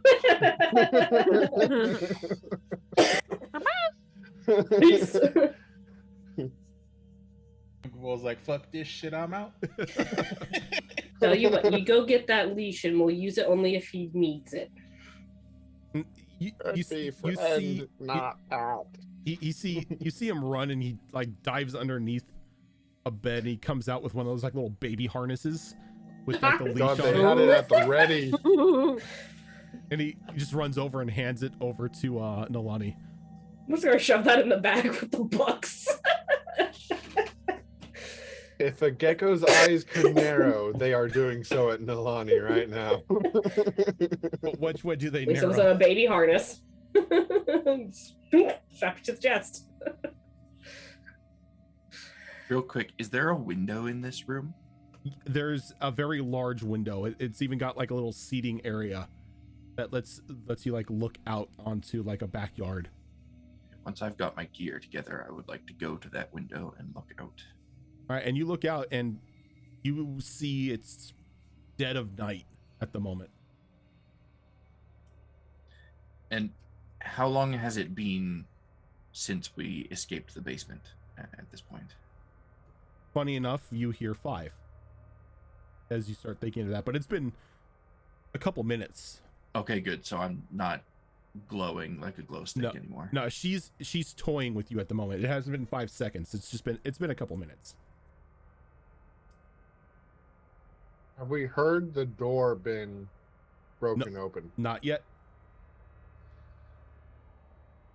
Okay, I'm going to take this time to use my Eyes of Night feature to give everyone dark vision up to 300 feet for an hour. Okay. Yes, please. I don't have dark vision. Neither do I. You. So 300 feet's really long too. as everybody gets their gear on, the children put on some winter clothing and grab a couple of you by the hand, like begin to like almost like try to drag you downstairs to the front door. Molly spends Playing along. Yep. Molly spends however long it takes to get her armor just adjusting because there's not much actual armor to put on. Can I use this opportunity to make another insight check on Kemek to determine why they aren't like tearing these children to shreds? Sure. But you'll make I it. don't think you want that answer. You'll make it at disadvantage. That went from a 4 down to a 1 because the disadvantage. You just think Kemek likes kids.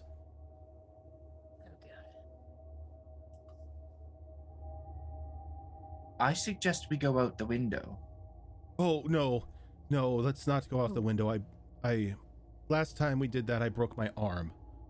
This is the little boy talking. He's like, it just recently healed up.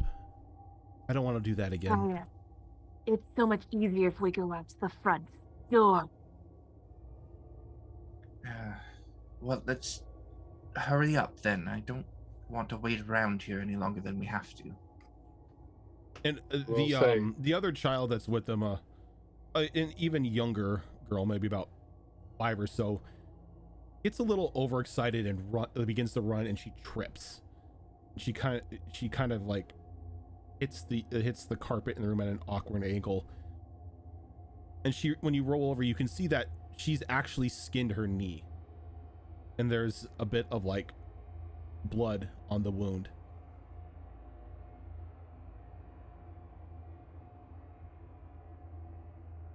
Come on, get up. No time to waste. Yuriko all is right. so torn. She goes, yeah. Builds character. Mm-hmm. She kind of like stands up, trying to be brave in front of Nalani.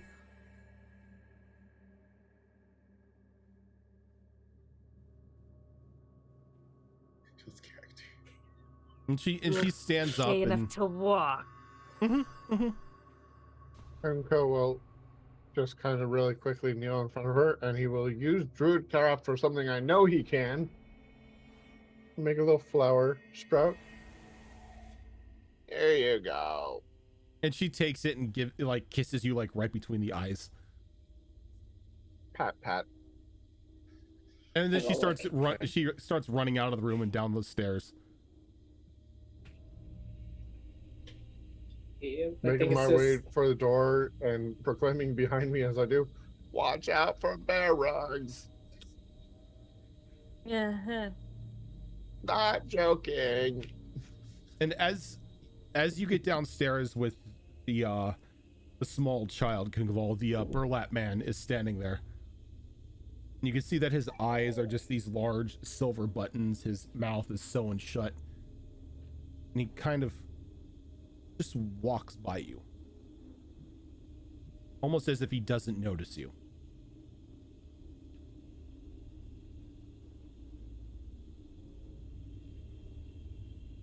Not gonna look a gift horse in the mouth. Be one of those like. And he just walks back into the workshop, and you can start hearing the woodworking tools begin to make contact with like a block of wood.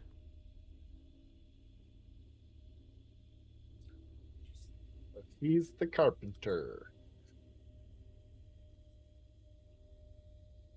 But as he clears the room, the small girl jumps up and grabs onto the door handle and just like swings it open with the weight of her body. And as it opens up, it's just, you see maybe, well, you can see 300 feet out, but even with your dark vision, you could tell it is pitch black outside. Mm-hmm. Save for like a 30-foot area around the house for like where lanterns have been posted. Everything else is dark. Dark vision has limits, so no. Well, as long as it's not crossing over the bearskin rug, I'm going for it. Okay. And you run out probably a good 30 feet or so. And you pick up the neighing of a horse. As you look off to the right, and you notice 4 horses.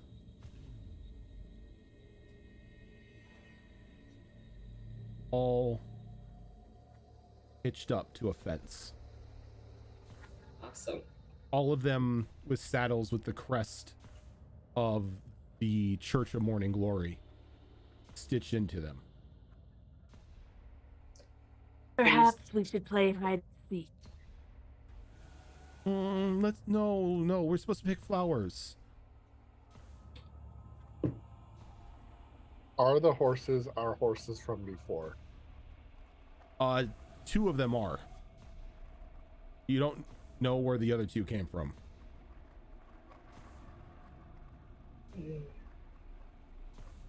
But they are flesh and blood horses. Fucking conflicted.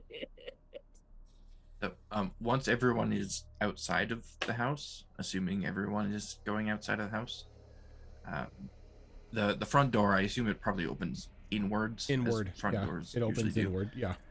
Okay. I'm going to make sure I'm the last one to leave, and I'm going to leave the door open, but I'm going to cast my entrapment spell to make 4 invisible glyphs appear all around the door.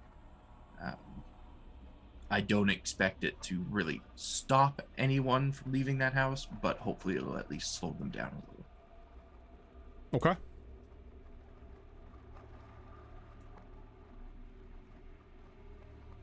And as you How cast, close are the children to us? oh, they're sticking right on you. Damn it. Okay. Like they are acting as children do, sticking close to the adults. I think Kimmick has a good idea, or they have a good idea. We should play hide and seek so we can test out the abilities of these bodies and make sure we can use them properly. But that's so boring. We play hide and seek every day with all the others. Do you play tag And hide she and seek? tests. No, we want to go to the creek. We want to see the flowers. God, are we going to Walking Dead this shit? All right. Oh God. Nothing good in a horror movie happens. You're dolls. You have to do what we say. That's the rule. Which direction is the creek?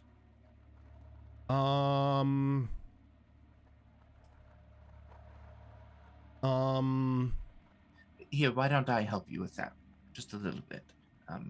And when I put my stuff on, I didn't bind my wings back up because that takes like 10-15 minutes to do. So with them out, I'm going to fly straight up, see if I can get an aerial view of where we are, and if I can see the edge of the forest. So you fly up, and from where you were at, you are dead center in the forest. And everyone just hears from above the tree line somewhere, "Ah, fuck." And the little boy that you have in your hand starts giggling. Fuck. Way to go. What else we're gonna do to these poor kids? Don't Not you the first want time I've little taught a doll kid that bodies word. too? What's that? Don't you want a little doll body too? Why would we want doll bodies? That's not our job. It could be fun. No, we love the dolls so they can become adults and play with us. That's our job. It's a good job. They bring us This is like God. toys and cakes and foods from the cities when they go out and do work for grandma. The cities. Oh, fuck. We're so screwed. Would you like little treats? Mm-hmm. I wouldn't mind going to fetch some for you, lovelies.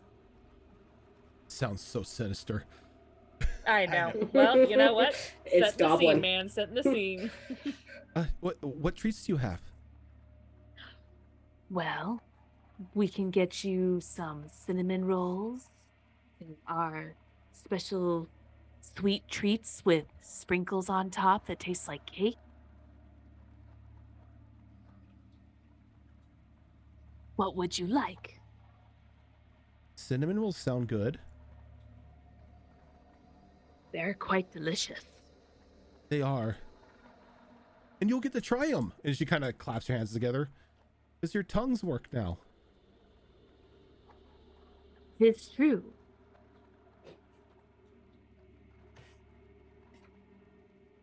And So you, perhaps we could fetch the like, cinnamon rolls for you. and again, your minds, you hear 6. I think at this And this point, is kind of go ahead. good. I was gonna say this is kind of Chemic's way of not only trying to find an out, but at the same time try to help guide Maya, especially because I roll. But also to help people like these are real children, but they totally think we're dolls, and we could totally manipulate this to our advantage if we play our cards right. Help me. Give me a perception roll on charming this kid with cinnamon rolls. Say, Kamek is small, might need help carrying them. Yeah, you. Me? Oh, okay. Perception. Not perception, persuasion. Oh, persuasion. Oh, okay. It's gonna go great. Oh my god, this behemoth die is rigged. That is a 19 for 17. Why do they roll so well for you? They roll like trash for me, and I made them. Because you made them. That's why. It's like my dice. My dice roll like garbage for me. Roll like stellar Her eyes champions to kill players. Light up as you at the mention of you getting her cinnamon rolls, and she just like begins to rapidly nod her head. It's quite dark in here. Which direction shall we go? It is dark. Give me a second. He kind of walks over to one of the trunks along the side of the staircase, the staircase leading up onto the porch. She opens it up. She gets a small bauble, a little globe, and she shakes it up, and she uncorks the bottle, and these little fireflies begin to fly out, and they encircle everyone. And as they do, they give everyone a 15-foot radius of light around them. Yeah, fuck. Are there extras of those? That's pretty fucking cool. Quick, Kunkuval, eat the fireflies. Yeah, eat the fireflies. It occurred to me to roll for exactly that. Maybe if you eat enough of them, your tail will start to glow. I'm not opposed to. And you Kukaval, when you look inside, there are about like 2 other baubles full of these fireflies. I would like to very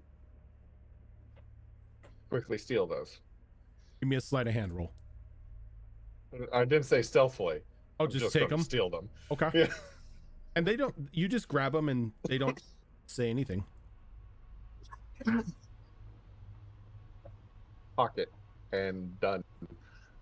It's like I would like snacks. to turn to one of the kids, maybe specifically the one that was tugging on me earlier, and say, The one that was hugging you earlier is still technically up in the air with me. okay, whichever one's closest, maybe the one that Hammock is currently That would be Amelia. So yeah. driving. Do you know which in the city will be our friends when we get there? Other dolls. We don't know. Normally you go out in groups and come back in groups. You had to play with them before, right? Of course. We play with all the ones who come back and visit us before they go back out. You don't know their names or We know their jobs when they're in the city? We know their names. We don't know what they do in the city.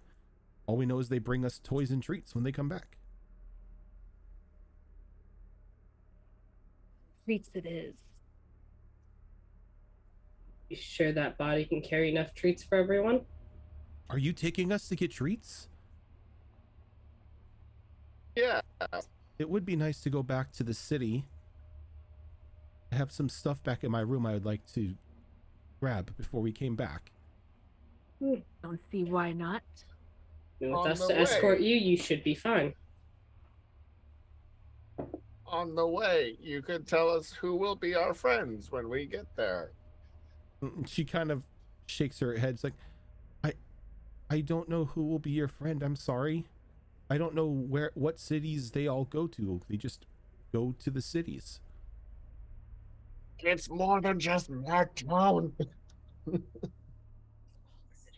Yeah, it is more than just Mad Town. Well, why don't we start heading to town?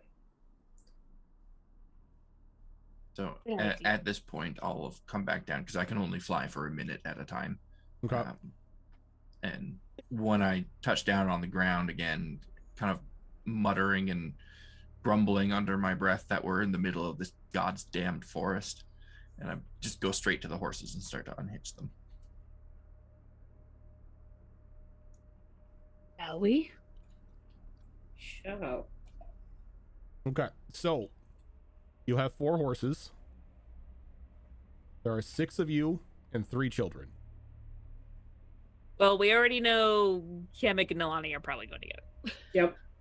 Yeah, Yuriko Alright. really does not I'm want to also ride very with any small. of the kids. I do not trust myself riding horses. Therefore, I am going to go hang out with the not bird person. That's a lot of us. That's anyone. You I think can't that's see it. Yuriko. Air quotes. I think that's Mia. Yuriko. Oh, Mia. Okay. Azure Claw and Mia ride together. Apparently, we're just Okay. something we do. That's gonna leave both Kunkaval and Yuriko to split the kids up. Sounds like a reasonable problem. No, I see am no problem very with this. small. I can fit on a horse with 2 kids behind me Yes, if need be. you could. So Yuriko has to be all motherly and take one with her. This might not end well for that kid. I'm putting it out there right now. You're assuming this is Then ever going to us. end well for these kids. Yuriko failed her insight. She still doesn't fully trust that these are actual real kids. I mean, Kamek said out loud to everybody that, like, oh, wouldn't you like to be dolls? And they're like, why would we want to be dolls? And it's like, yes, because they are flesh. Still doesn't trust. You them. could think demon, but flesh. One of them's Whatever. even bleeding. Yeah. Real human blood. Yeah, it did that before, and then it turned to some sort of weird spiky shit and tried to like snatch open a hole in fucking Alani. I mean, that's fair. All right. Well, All I right. think full speed on the horses. Okay, full speed on the horses. Pedal down. Who is leading this full speed hell ride through a dark forest? I think I might. I'll make an argument for me to do it because I've got the 300-foot dark vision naturally. I've got 2 kids that know the way behind me. Also, I think you're the one with the highest wisdom score right now. So While I was up in the air, There's did I that. see lights on the horizon of the nearest city? Which, if we're in the same forest, I assume Madtown is the nearest. Yeah, either Madtown or let me go to the map here. I can tell you. Stonescape. Madtown, if you were to head to the south, and then if you were to head to the west, it would be Stone's Gate. Okay, so did I see a glow on the horizon from city lights, or Yeah, you like as you looked around, you saw glows of city lights from like Gloom's Bend and Steep Hollow, and Stonegate and Madtown.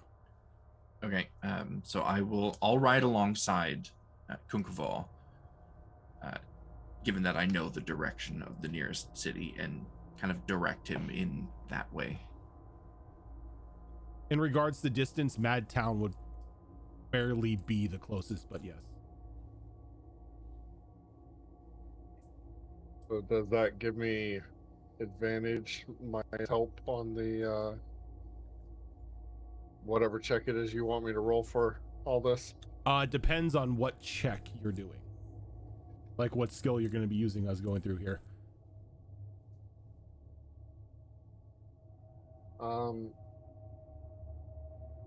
mean, technically I would be using a combination of perception and survival. They are the same score. Considering a direction is needing to be kept in mind and we're going through woods and whatnot, I think survival's probably the best to go off of. Okay.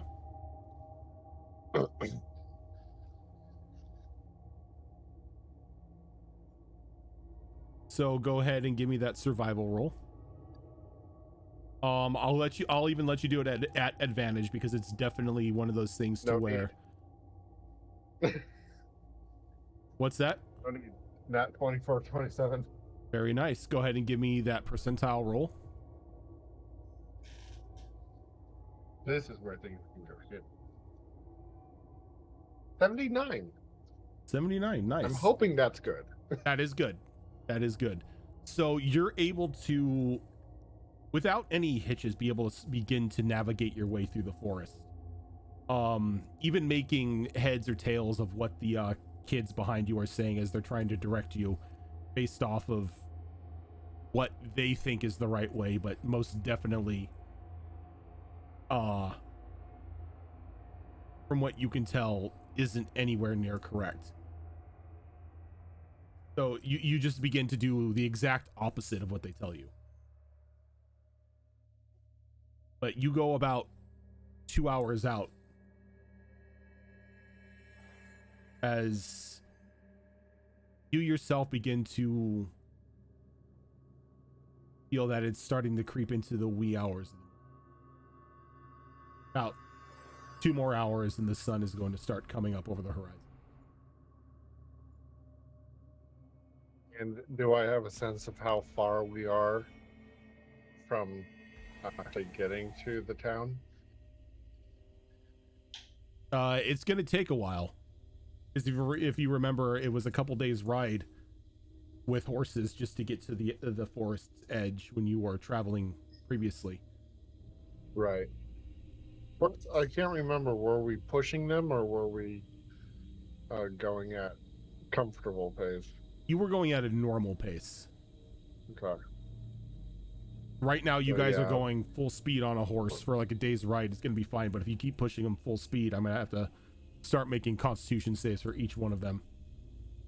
Yeah, that is fair, but unfortunate.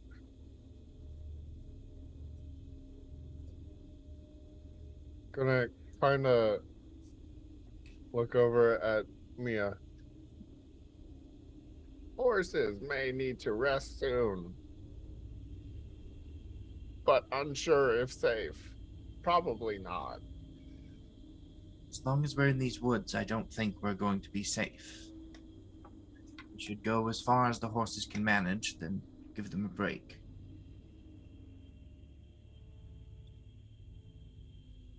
I'll just nod to Mia and continue riding to push the horses to the brink.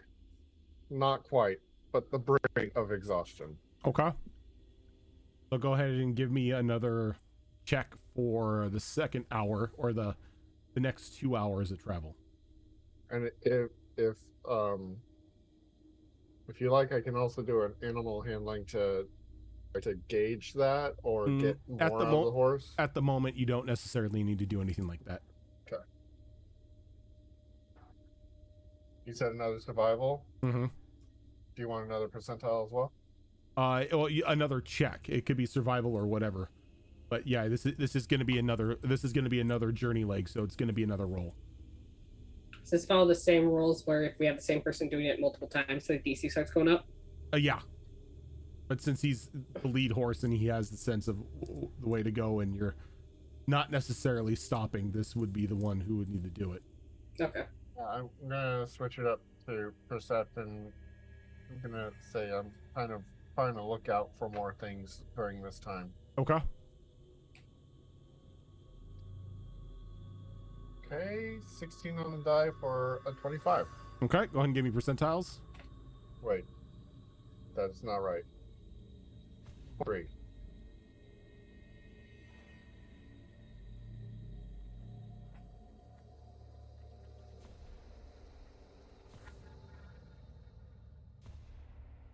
Would you like me to check for proof? Is that why you're looking at me?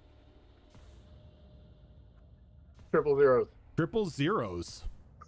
Only balls. This does not happen. Why is it all of a sudden happening?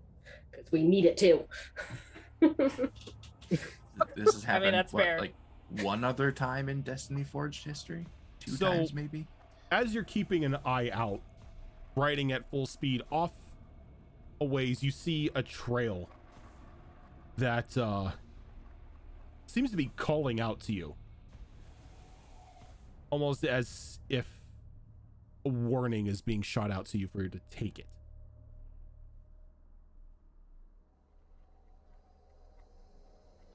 Survivalist, I'm gonna go with my gut. If this is pulling on my gut strings, I'm going for it. Okay.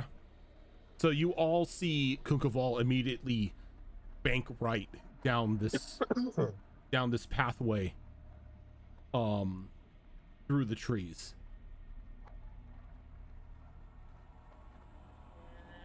Probably follow. Yep. And the line's following. And you begin to follow. And as soon as like the last one of you clear the tree and you go in about 30 feet, you hear these thunderous hooves blow by you as a bright light kind of trails behind it. Who is in the back at the moment? Who's the final horse? Yuriko, as you look over, you can see the hag on top of a nightmare, like hauling ass down the pathway.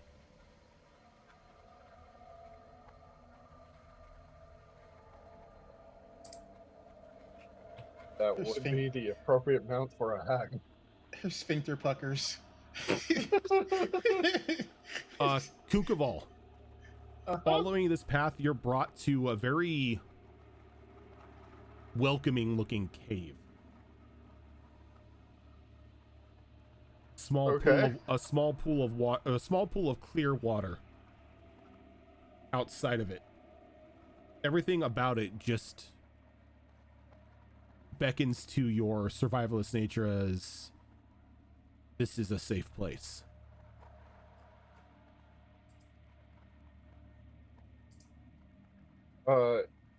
Yeah, that's where I'm going.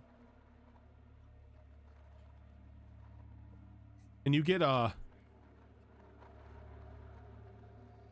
kind of like a tug on your clothes as one of the kids lean over and is like, Kunkaval, I'm tired.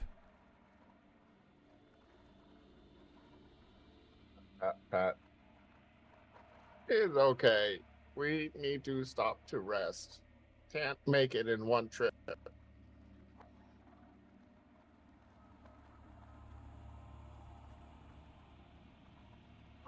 And I'll dismount the horse and try to help him down.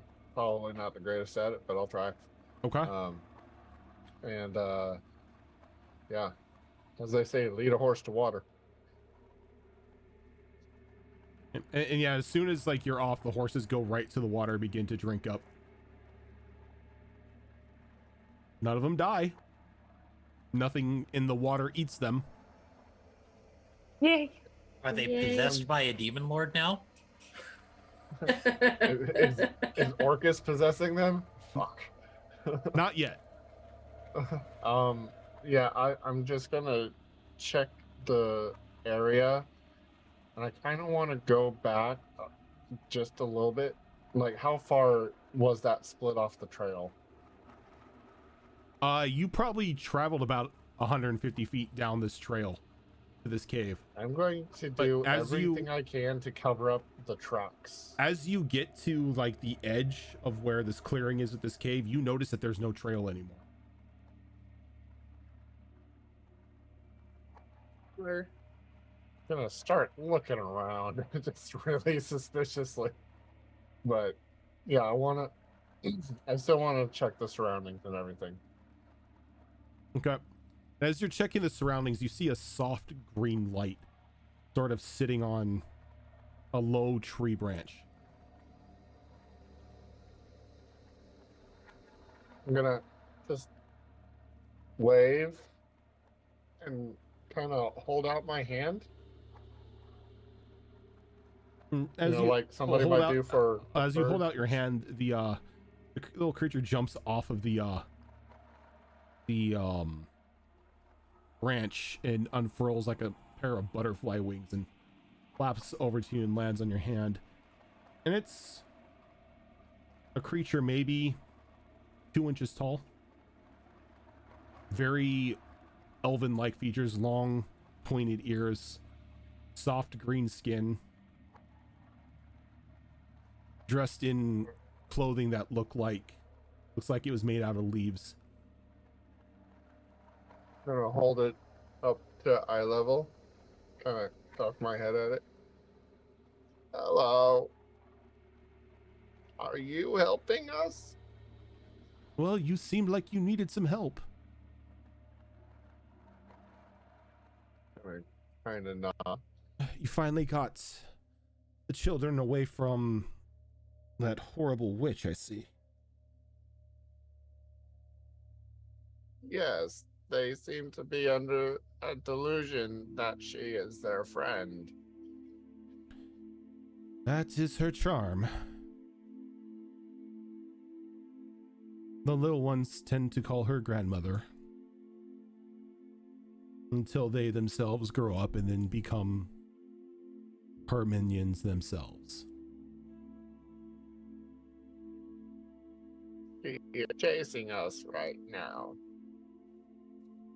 She is, but for now, she will not find you. Use this cave and the water to freshen up. Get some rest before you continue your journey. We'll do our best to mask your way through the woods. No promises, though. Sometimes she gets the best of us.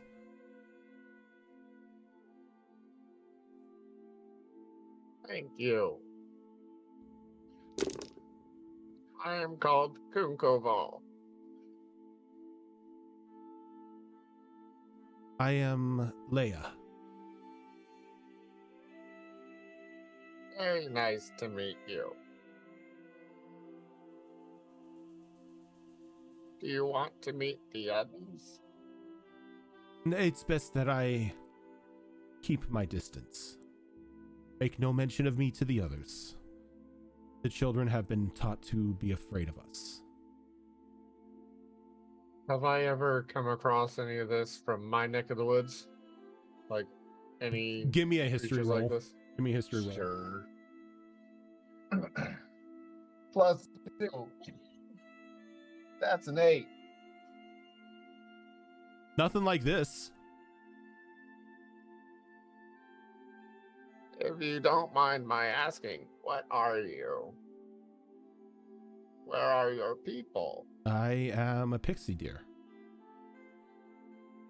My people are all around. You just can't see them at the moment. But we can see you. Then you are not so dissimilar from my people.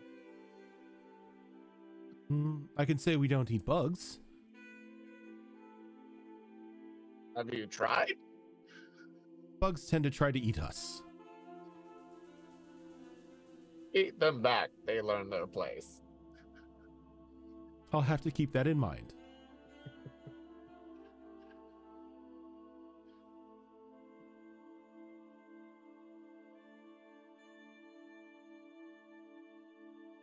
She kind of like flutters off of your hand.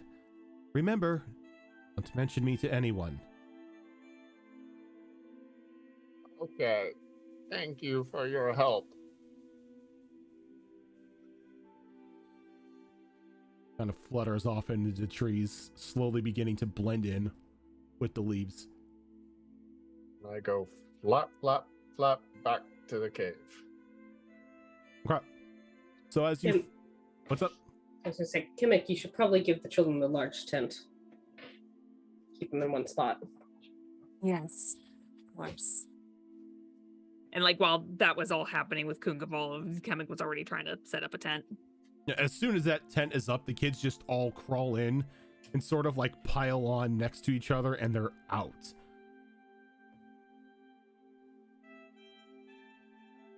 Wait, do you have those books? I do. Can I see, please? I'll hand you your book. And I want to go ahead and ritually cast identify on it. All Get a right. better understanding of what this is. And as you ritually cast identify on the book, it's a book. There's So it was literally nothing- just getting our information. nothing magical about it. When you flip through the pages, it is a detailed history of your life as you remember it. Reading my history, I instantly toss it into the fire. Okay. And It's garbage anyway. there's a loud thud into the fire, and it takes a bit for the fire to catch, but it finally does and begins to burn away at it. We could do for the rest of the books as well. Nothing special about them. Nothing, just recording our history for the puppets to study, I suppose. Mhm.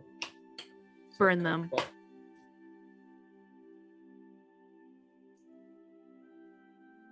You muted. Yuriko won't resist that. She doesn't want any books of her history, like lying about for nefarious purposes. Nalani will take a second to meet everyone's eyes of books she's holding on to still, just waiting for a yes or no before she moves on to the next person. Kamek will keep the Maya one. No kidding. Well, good thing Nalani has it and you're not tall enough to reach it. Tiny bitch.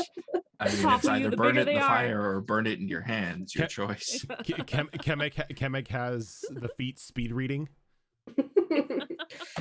Wait Yeah. for it. Wait for it. Yes, do toss mine in the fire if you would. And she's just going to toss it. There's nothing. She'll flip through her own real fast. There's nothing in there that she doesn't remember. There's no added details. No, Nothing. it's the Yeah. history. It's your history from your memory. Okay. And she's going to start to toss it. Using So- my keen mind, I've read every single pit. No. Fuck you. It would have been a quick glance at like certain key moments that she knows And whether or there- not added details would be there. there's nothing like embellished or anything. It's as you remember it. So I guess she's waiting on Kunkaval's and Raven and Azurclaw's I reaction. don't think I had a book. Oh, you didn't Or have a at book. least You not did one not- that I nope. saw. You did not have a book. Your Just- history was not being recorded. Ezraclaw At least holds out. not good that I boy. know. Ezraclaw holds out one of his hands. She'll pass the book over. She has no desire to read anyone else's secrets. Absolutely throws it completely in the fire. Okay. So as everybody's personal history books begin to burn, let's go ahead and take our quick final break for the night. And when we get back, we will continue on for the final hour of the session. Woo! You got to get up, stretch your legs, refresh your drinks, all that fun stuff. So we'll catch you in like 5 minutes.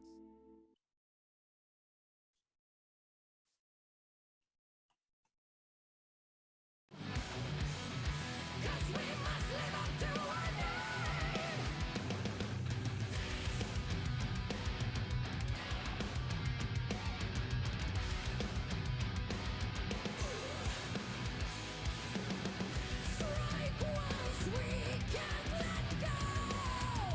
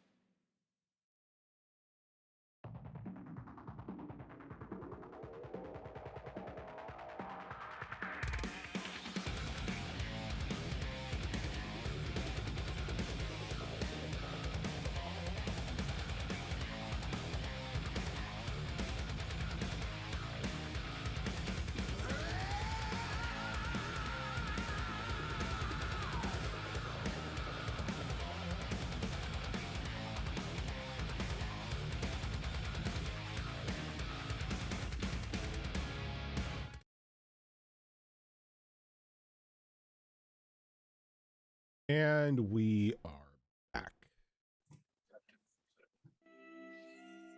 I'm waving, but you can't see it.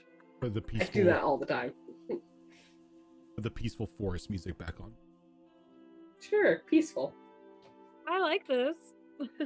You don't like the peaceful sax? Listen, I like we the have been peaceful murdered to sax. variations of this piece of music now multiple times. This is true. This is true. Yeah.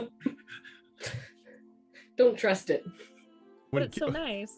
When Kenny G is considered violent battle music. 80H Adventures, thank you for that raid. Everyone, welcome on in. Good timing. Best timing. Yeah. Talking about Kenny G being appropriate battle music. Yeah. All of a sudden, you're facing Asmodeus. He pulls out his long sword, and Careless Whisper starts to play. Oh, God. I'd run.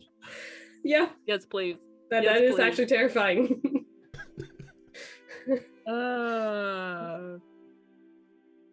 Yeah.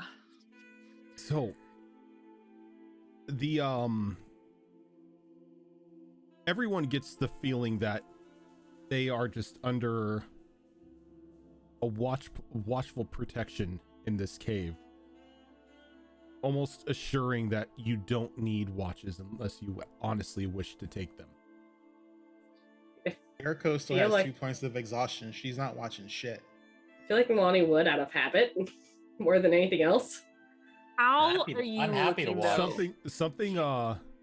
Something that you noticed is while you were setting up the camp, when your backs were turned, a small bounty of forest fruits appeared in the center of camp. Enough. Insight check. Okay. Okay. Insight checks No, the okay, apples. okay. Check the fruit. Insight the fruit. Yes, it's fruit. No, the fruit isn't disguised. You don't know what it is. Trust nothing. The fruit is a mimic. Oh, God. Oh, God, fruit mimic. No, stop it. You know the You thought you were eating fruit, but the fruit's eating you. you know the plastic apples and you know the plastic apples in the library? Mimic. Oh, God, no, please. Oh. A collection of no. mimics. A collection of mimics, so everyone has these little plastic apples hopping after them. That's hilarious. Oh, that's adorable. That's I love actually it. adorable. Unko quite literally squeeze and grabs a bunch of apples and starts mashing them.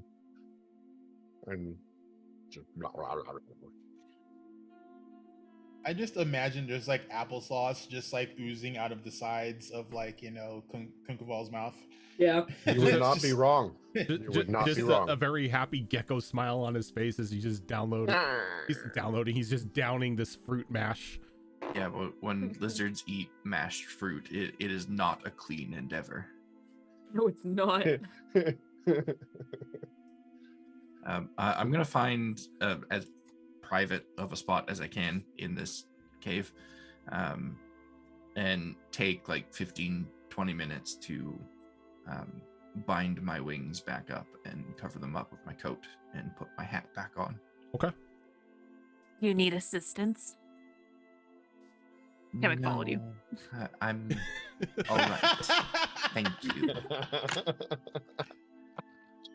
What's that? The goblin not respecting personal space? I mean, if the goblins went off somewhere, the Goliath's probably watching. Actually, if you'd like to assist, you can, turn around and watch the entrance and, look away. Are you embarrassed? No, I'm quite clearly just trying to hide something. You mean the thing that we all saw you whip out and fly above our heads? That thing you're trying to hide? Yeah, that's the one. In your glow? Yeah, that too. Yeah. What are you?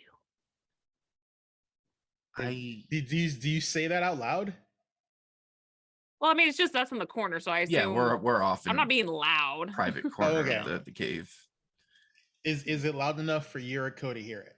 I will say, Probably not. I will say that nobody here would definitely know what she is. That's why I'm not even gonna roll. Yeah. That's why I'm asking straight up. I mean, I And feel then- like Nolani kind and- of assumed it was magic. I will say there is a reason for that, but you have not learned it yet. Yep. Okay. Legit, she's a cosplayer. How do you not know that? I'm only asking you because Yuriko knows Infernal, so she knows about demons. So We're not speaking in I front. mean, I speak Celestial. Doesn't mean that's the So conclusion where I jump to. So what are you? I am. You're not going to believe me if I say this was illusory magic, are you? No. Yeah, I didn't think so.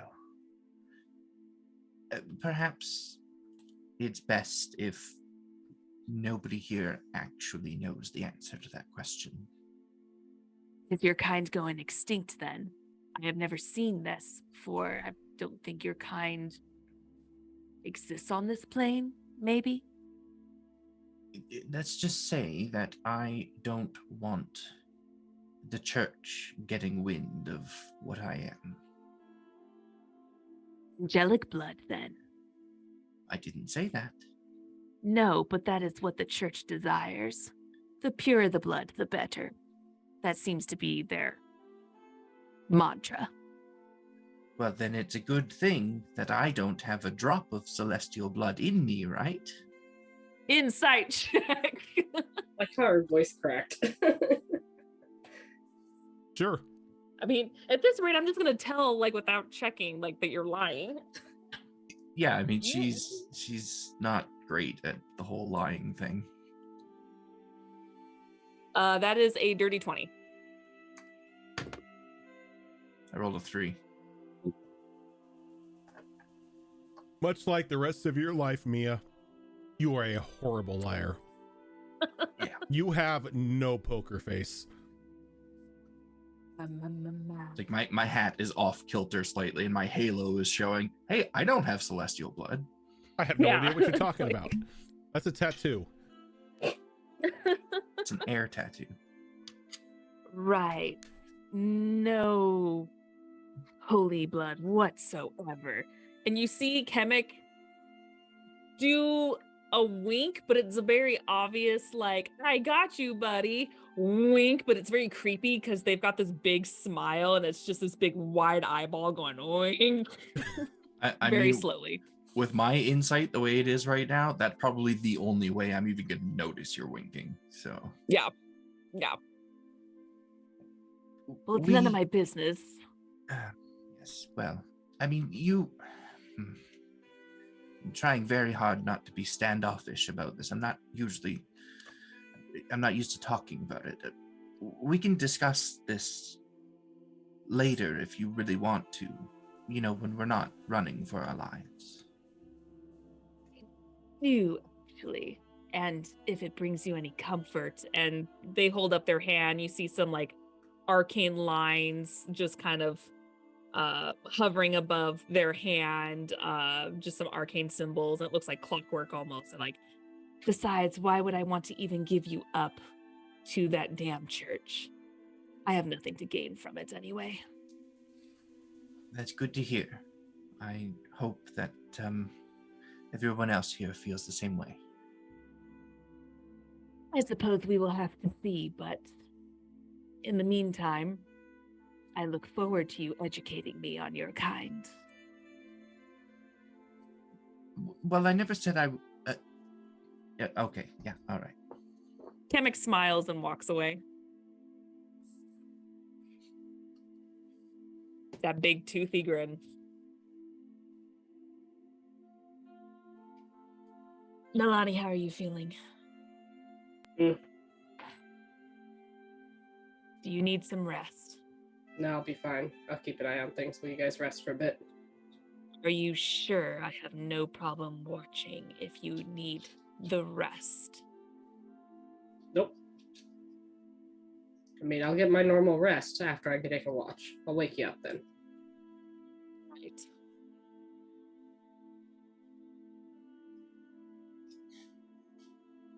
eat a berry or whatever the fruit that was there. Yeah, Yuriko is passed out. She's like sleeping, rested up against her boomerang, like her hand securely latched onto one of the leather straps. Basically, if like something wakes her up wrong, it might get a whopping. It's just cocked back, just ready to go. Yeah, it's like she's literally she's laying on it, sideways with her hand like in the leather strap of it. So if she gets waken up incorrectly, it's just gonna basically be, stand up and swoosh in one motion. Then open your eyes to see what you swung at. Yep. Pretty much. I mean, we have maybe human child. She doesn't know anymore. It's just like whatever. It's definitely some crazy hag, some crazy thing. Demon children. Some spider hag wooden monstrosity with javelin-sized silver needles, which we know what they do. So fuck, I don't want to get stuck with those things. Yeah, she's plus she still has 2 points of exhaustion. She's not in a fit state of mind right now. Is the exhaustion that she has right now, is that visible on her in any way? Like, can we tell that she's like everybody can see like each other, like those of you who have points of exhaustion, you could see that you are physically exhausted. Like even if you put on a strong face, there's always that telltale sign that you're in need of sleep and rest. Okay, so before Yuriko goes to sleep, I will approach her about the exhaustion. You're looking a bit drained. I can help with that if you'd like. In what way? I can ease the burden that you're feeling by taking some of it upon myself.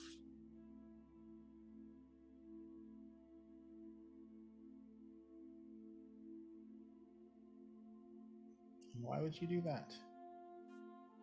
Well, we're all trying to escape together, right? If the team is in the best shape possible, then individually that gives us all the best chances of escape, right? I've seen how you look when you don't feel well. Yes, well, that's deliberate. And you wish to take on my burden of exhaustion. Yes, well, I mean, as long as I get a full night's rest, it should be gone by the morning.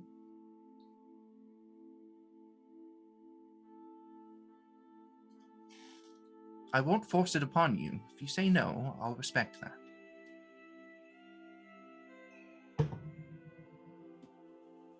That's an 11. Yeah, that's not a successful roll. She's gonna respectfully decline. All right, understood. Keep it in mind for the future, though. If anything comes up that I can help with, I'm happy to help. And, noted.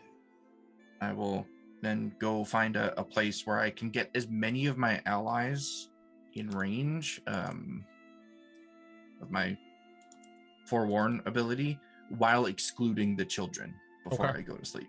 Alrighty. It's definitely possible in this cave. So, is anyone else doing anything before they head to bed? Think so. I will approach Nalani though before I go to sleep. If you need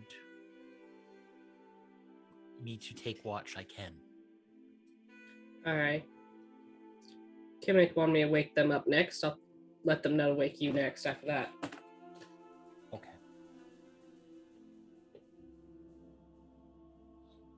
So as everybody begins to hunker down for sleep, Nalani, you're taking a first watch? Mm-hmm. Okay. So you're about 15 minutes into your watch, like right as like the final person in your group falls asleep, and you just hear, shh, none of that now, dear. You need your rest too. Look around for the source of this voice. There's like a soft like twinkle of blue light in front of your face, and then you pass out. That's not uncomfortable. During the night, Counterspell. counterspell.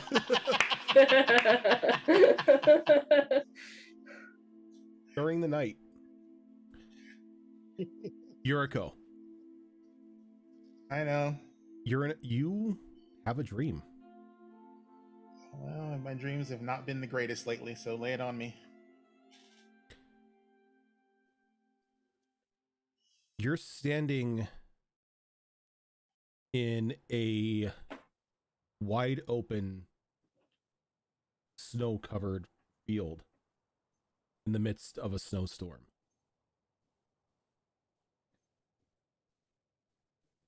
Your clothing gone. Your weapons gone. Gear gone. You feel no bite from the cold, though. Though, feel as if you're not alone. Oh.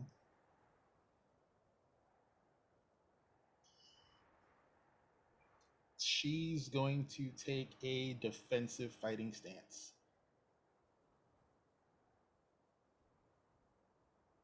As soon as you take a defensive fighting stance, juts of lava erupt around you in a circle.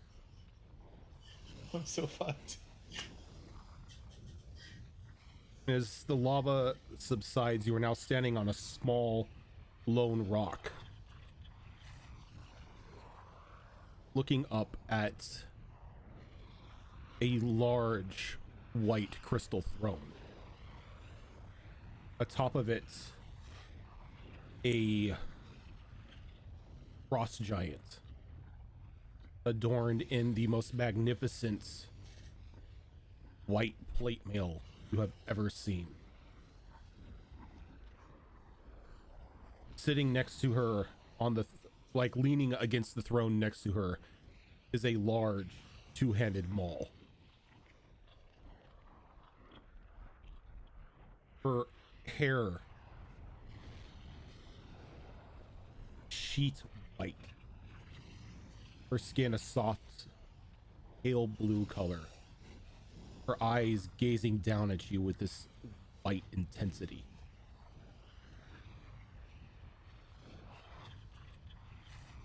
So this is what they've brought me.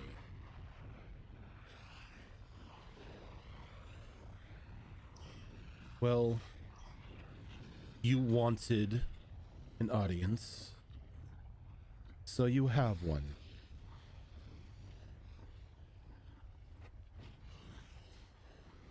I wish to be a greater hunter. As we all do. And you wish for me to provide the means to for your greatness. I'm not seeking greatness. Well, not your greatness as in fame, but your greatness as in skill. More prowess, yes.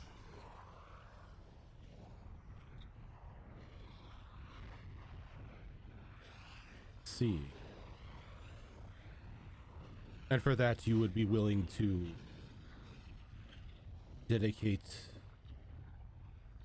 a portion of your life to me.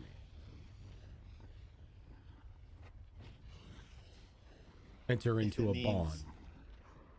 If it means I can be a greater hunter, it's a small sacrifice. Hunters do pray to me. Hunters do worship me. And their halls are lined with bounties of glorious hunts.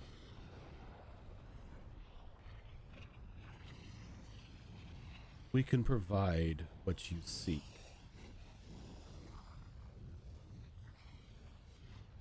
But we would demand something in return. The items that you took from the lizard, we wish them back. I can give you back the cloak, but we will need the rod as well. It's currently not mine to give. Make it yours to give,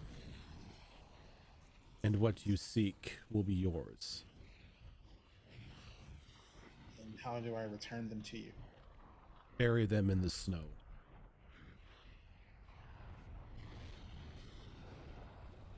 I will take care of the rest.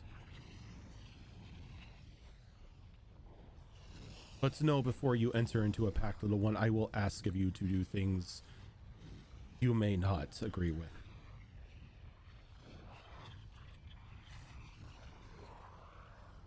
Would you ask me to do something that would be detrimental to the people who I'm in charge of protecting? There may come times when I ask you to put your morals aside for furtherance of my goal. Never present cold and snow across the fields beyond this mountain.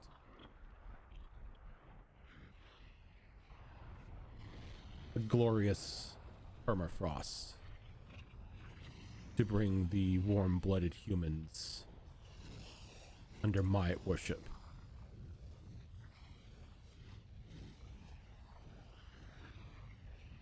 And not the worship of some false god. I'm not skilled enough in the ways of the church to know false gods from not. Most of you mortals are not. That's why so many blindly follow. But I will tell you, you are being lied to. I always suspect I'm being lied to. This land was mine before your settlements came around, and it will be mine again. All I ask is that you lend your skills to me when I call upon them. And for that, your prowess will increase tenfold.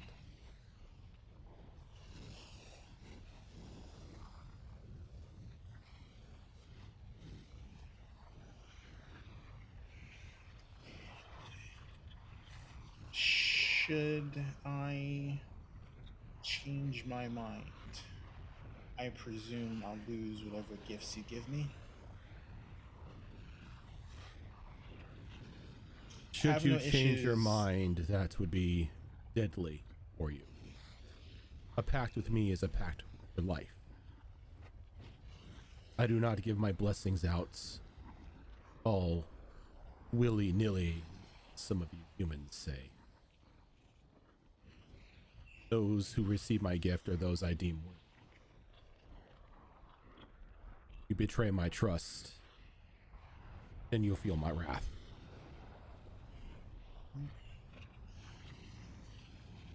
I am not one so easily to betray. And if this land was rightfully yours, then I have no issue in you claiming what's rightfully yours. As long as you would not subjugate the people of this land for something that was done without their knowledge. Subjugation is not my goal. Returning my land to its old ways. That's all I wish to see done. I have no issues with that, and I have no issues with doing things a little outside the purview of the laws of this land if the cause is just. It is. So are we in agreement then? Yes.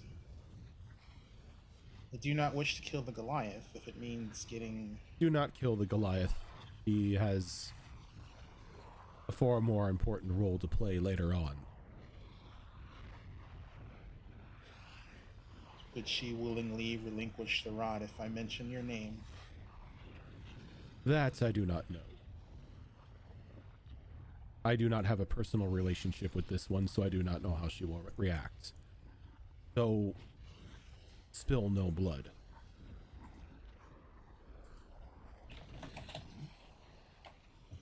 If this will grant me greater prowess and make me a better hunter, then I have no issues working on my cunning. It's something I'm lacking. Then we are in a pact.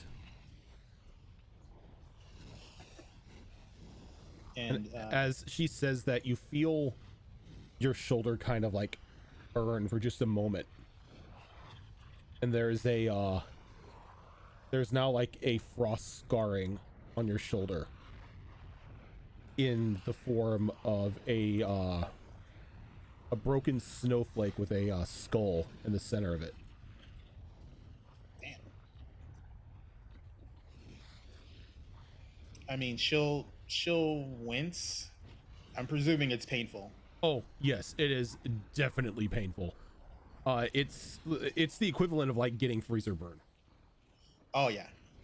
Yeah. So I mean, she'll wince. I mean, she won't buckle under it unless it's like, you know, something where I have to make a roll for it. But I mean, she'll acknowledge the fact that, you know, It's like, oh, the pain is like equivalent of being stabbed, and you've definitely been stabbed before. So oh yeah, she's been stabbed.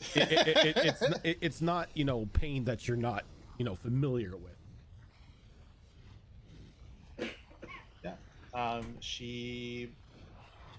She'll like, you know, she'll look at the scarring and, you know, acknowledge it, and she won't, you know, kneel or anything like that, but I mean, she will give her a respectful, you know, head nod.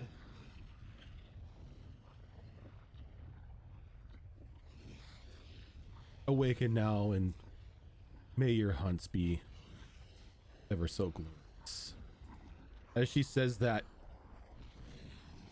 the lava dies, the winds stop, the snow stops falling, and you awaken to the next day in the cave. She's gonna check where in her mind she got the scar. And right on your shoulder is that scarring. That brand is now on you. It's real. Those of you who had exhaustion are fine. Yay, thank goodness. All your points of exhaustion have been removed. Do we get our wisdom back as well? Yes. That's the important question. The wisdom, any negative effects have been lifted off of you. Oh, thank goodness. Kunkaval, you have a little note in your hand. People like to leave me things, I'm noticing. Look, they can tell who the best, who the goodest boy in the group is. So The goodest boy.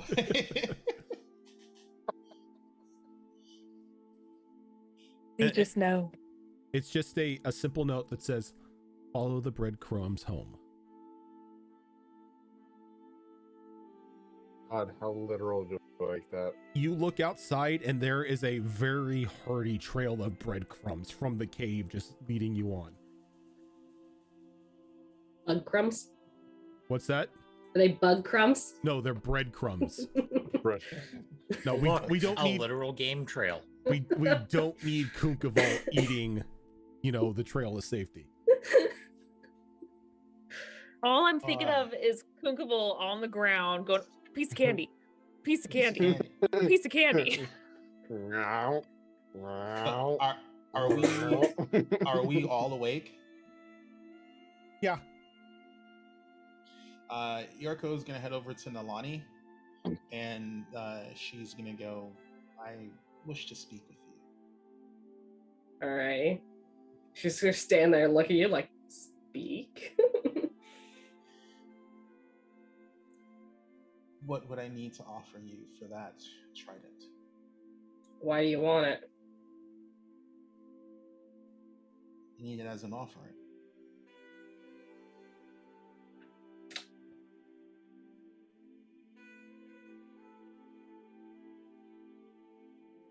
An offering.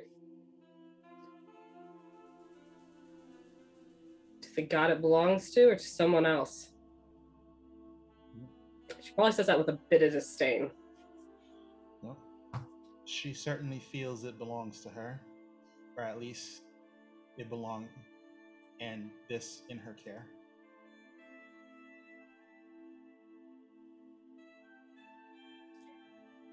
You say that as if you've spoken with her. Didn't know you were a worshiper of her? I worship no one. She shows you her shoulder, and you can see the scarring of the broken snowflake with the skull in it. You've gone and done something real stupid.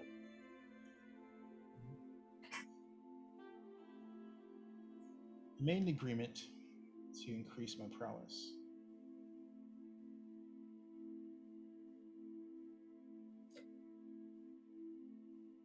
Making an agreement with her is never a good idea. Well, if it's not a good idea, then sooner or later my life will be forfeit.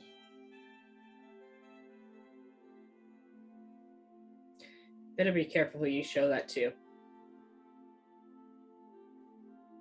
There are villages of Goliath that hunt her followers.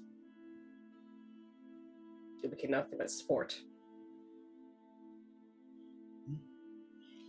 When they hunt them in packs. They run them down. Every time you think you get to rest, one of them will pop up and you have to keep moving until you're so tired you will beg for death. It's what they do.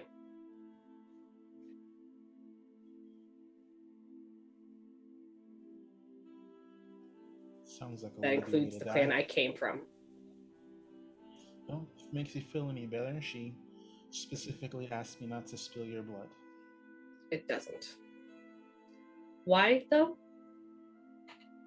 Why she asked me not to spill your blood? Yes, I've never had an interaction with her. We didn't have that long of a conversation. She asked me to prove my worthiness. She asked me not to spill your blood and let me know what she plans to do. And that my fate is tied to whether or not I fulfill our pact. And the spear fulfills your pact. Returning them. And what happens if you don't? Well, I can't spill your blood, but I will try and find other means to get it.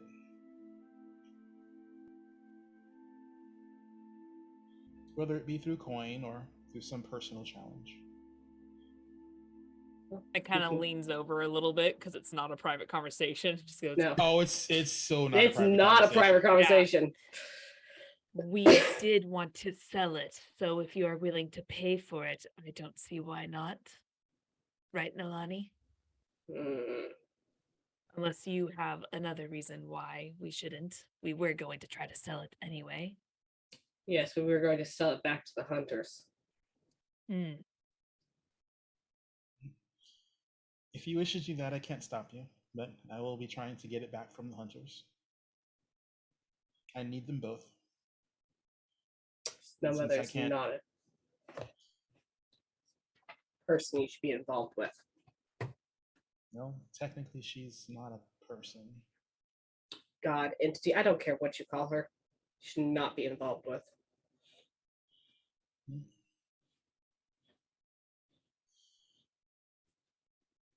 I have a desire and a need to be a better hunter, and she has the means to offer me a chance at fulfilling that desire.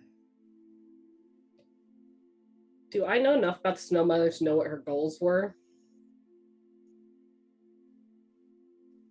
You know that from what you know from the Snow Mother, it's always been to return the people of this land back to the old ways before the founding of the city of Morning Glory, before the age of Lathander took over. Back to more of the more tribalistic ways of the lands, to where people weren't ruled by kings and queens. Does that fall in line with the old Goliath leaders' views? Do I know that? In a way, yes, but in a way, no. Okay. Because while she wishes to have everything go back to how it would be with her being as the primary deity of worship, which is where the elders separate from her ideas. While they would like a return to the old ways, where everybody was free to govern themselves and it wasn't the word of the church or the word of a monarch that dictated what everyone had to do. They don't see the difference of people following this church and then following or worshiping her. Okay.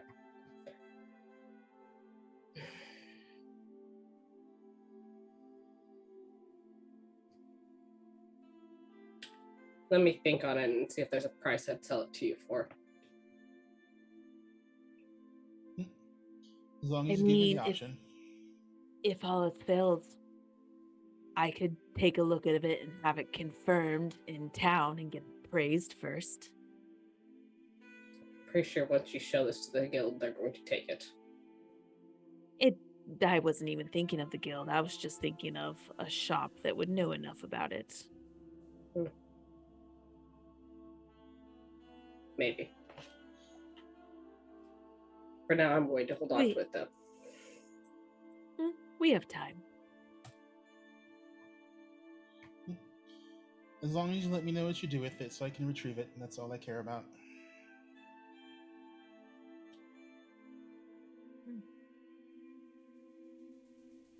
Proud of you, Nalani. Well, he's not even going to answer that. Do what I want. Kimmick's just gonna smile. She's just going to look down questioningly at Kimmick, like, what? All right.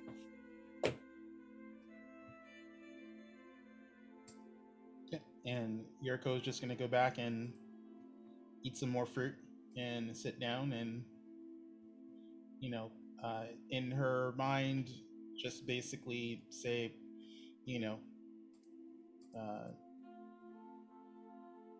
to the Still Mother that me offering the rod and the cloak will have to wait, since I'm pretty sure she wants them both returned at the same time.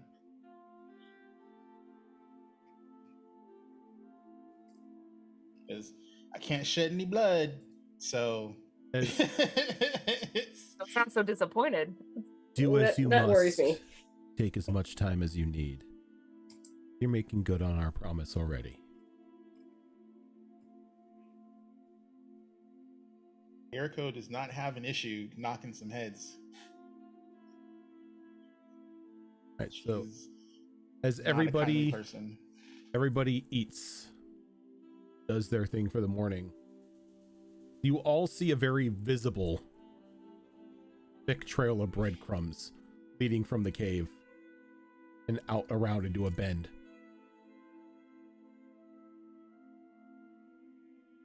I don't trust this. Does she think we're this foolish? Is the way home. And you believe it. Why did you do this? I don't eat bread. True. And if I did, why waste food? It must have been the witch's doing, and I don't think we should follow it. Agreed. Which is doing. How do you know Then that? whose? we were safe here, no? And who would want to save us?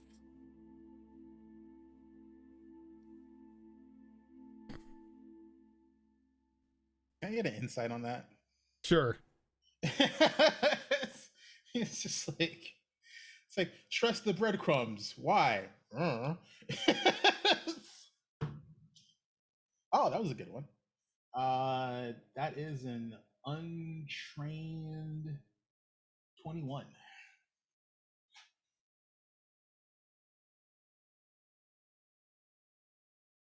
Really sure what I'm rolling. I don't think since you're technically telling the truth, you don't really have to roll anything. Oh, okay. He seems I won't say even he seems. He's sincere. He honestly believes that this path will lead you to safety, but he doesn't know exactly who put the breadcrumbs there.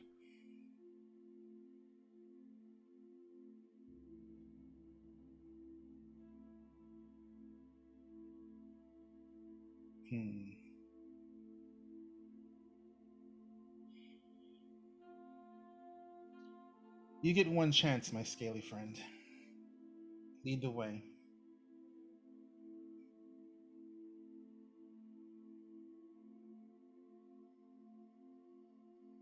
I feel like a gecko's eye rolling would be so blatantly obvious.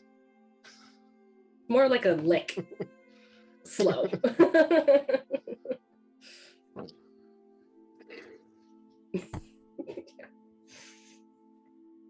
God, that image.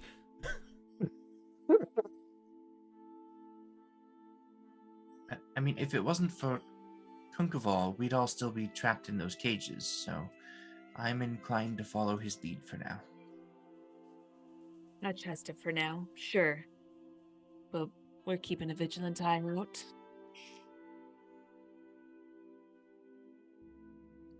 Well, let's make sure the kids get loaded up safely.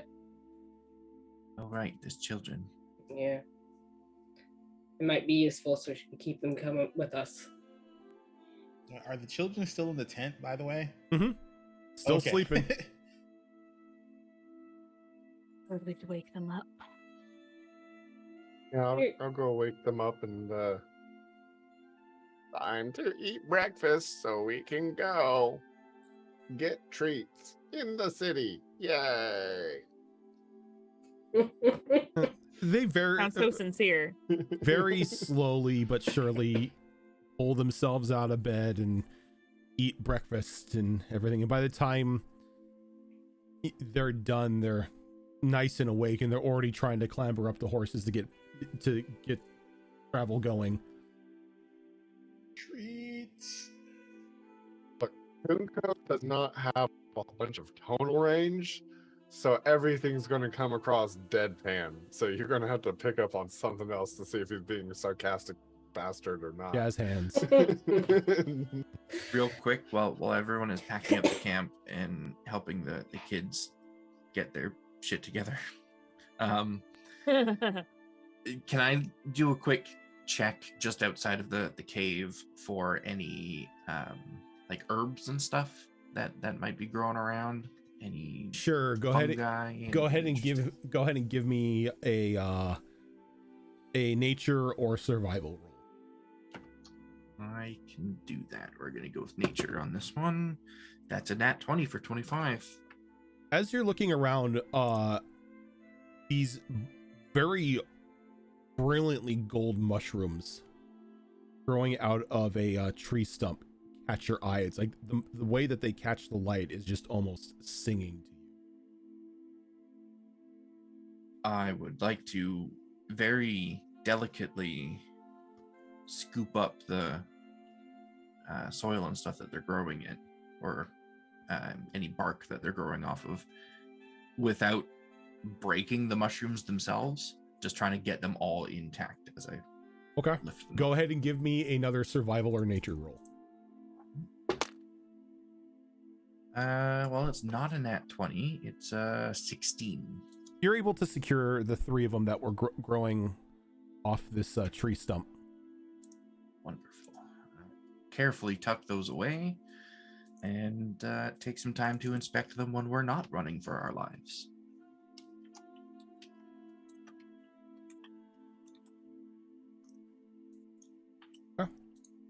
Anyone else doing anything this morning? Or Nilani's keeping an eye out on everything going around, just acting bodyguard. Not particularly. A little confused as to why I didn't get woken up, but I mean, slight bird problem. Okay. Yeah, Kemek figured that Nilani was super tired and thankful that no one came to slit their throats, but figured they were too tired. They're like, all right, fine. Everybody gets one. Didn't even have exhaustion. Look, you were dealing with creepy children and dolls all night. That's exhausting in of itself. This is true. So the children alone are exhausting. You all begin to follow this trail of breadcrumbs that lead in zigzags throughout the forest. Some points you think that you're going the wrong way, that you're heading back towards the center. Other times you think you're going the exactly wrong way, heading out towards the east where there's no nearby town. But about 3 hours into the journey, you break the tree line. And you come face to face with Alistair, Den Mother, her dire bear, was it Fluffy? Or Scratchy? And oh shit, I have the name. Yeah, it's Scratchy. And then a couple of other mad dogs. This is all you brought? We were only looking for you. Al here appeared back in town by himself. You know, face down at the bar, which we found rather odd because he wasn't there when we looked first. Sort of just appeared during one of the fights over in the beer and brawl, or the bare knuckle and brawl. Or look over at the children to gauge their reactions to these people appearing. And they're kind of just like, they're looking over and just waving at everybody. Amelia just like, can we have cinnamon rolls now? And Dead Mother looks over. Good job. Didn't think you were going to get the kid back. What about the mom? Still in the bear. Kemek is going to go ahead and get off the horse and kind of pull Den Mother a little bit closer so they could be whispering to her. Listen, long story short, these children were being manipulated by a hag. Yes, who is currently pursuing us. So they think we are these dolls. I will explain later, but long story short, a hag is behind this and is pursuing us. Well, then these children have been manipulated. We best get back to town then. With you. The sooner the better. With you and our group here. I doubt she would be foolish enough to try any sort of front-on engagement. We'll get these kids back to town, checked up, cured of any charm that they may possibly have, and then we'll deal with her. Yes, and check to see if there's anything on them, perhaps, that would connect them to the hag as far as communications and locations would be. Not that the Lady White will not give them that a hag would need one. Lady White will give them the full work over. Normally, when we have hunters run into hags, we have them go through a decontamination process before they're allowed back into the general public. Do we is this still a whispered conversation? Yeah, this is a whispered conversation between her and Kemek. You're muted. I will ask, with my passive perception of 17, and since I was one of the 2 people awake when the hag said she was Lady White, do I hear that? Not with a perception of 18 or 17, no, because this is set in confidence. Plus, Kemek is trying not to say it too loud in case the hag's nearby or the children freak out and scream for her. It's more of just like, hey, put this on the down low until we get back into town, okay? Details later. Well, let's not waste any time. Daylight is on our side. The weather is fair. We shouldn't have too much trouble pushing hard towards the town. Let us make haste. Indeed. So as I'll get back on the horse. Go upseas to Nalani. I feel like I just pick her up with my foot and toss her onto the horse. Just like the foot boot up. she just climbs up your leg. It's like the little kittens who climb up your leg wanting food. Yeah. She's just get up here. So the next couple days pass without incident, surrounded by the security of the mad dogs and Den Mother. You're able to get full rests every night, not really having to worry about anything, and you make it back into town on the 4th day, around 11 o'clock at that time. The children are taken by Den Mother to the healer's hall to get checked over by Lady White and the rest of her assistants. The other mad dogs retire back towards the guild hall, once again just leaving the rest of you to do as you will. But the group is rejoined.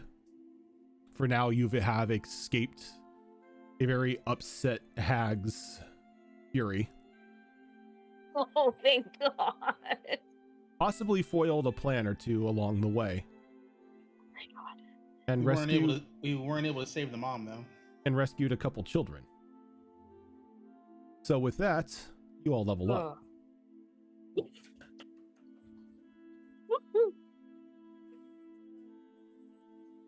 This is also kind of terrifying because I don't know what else is coming at us.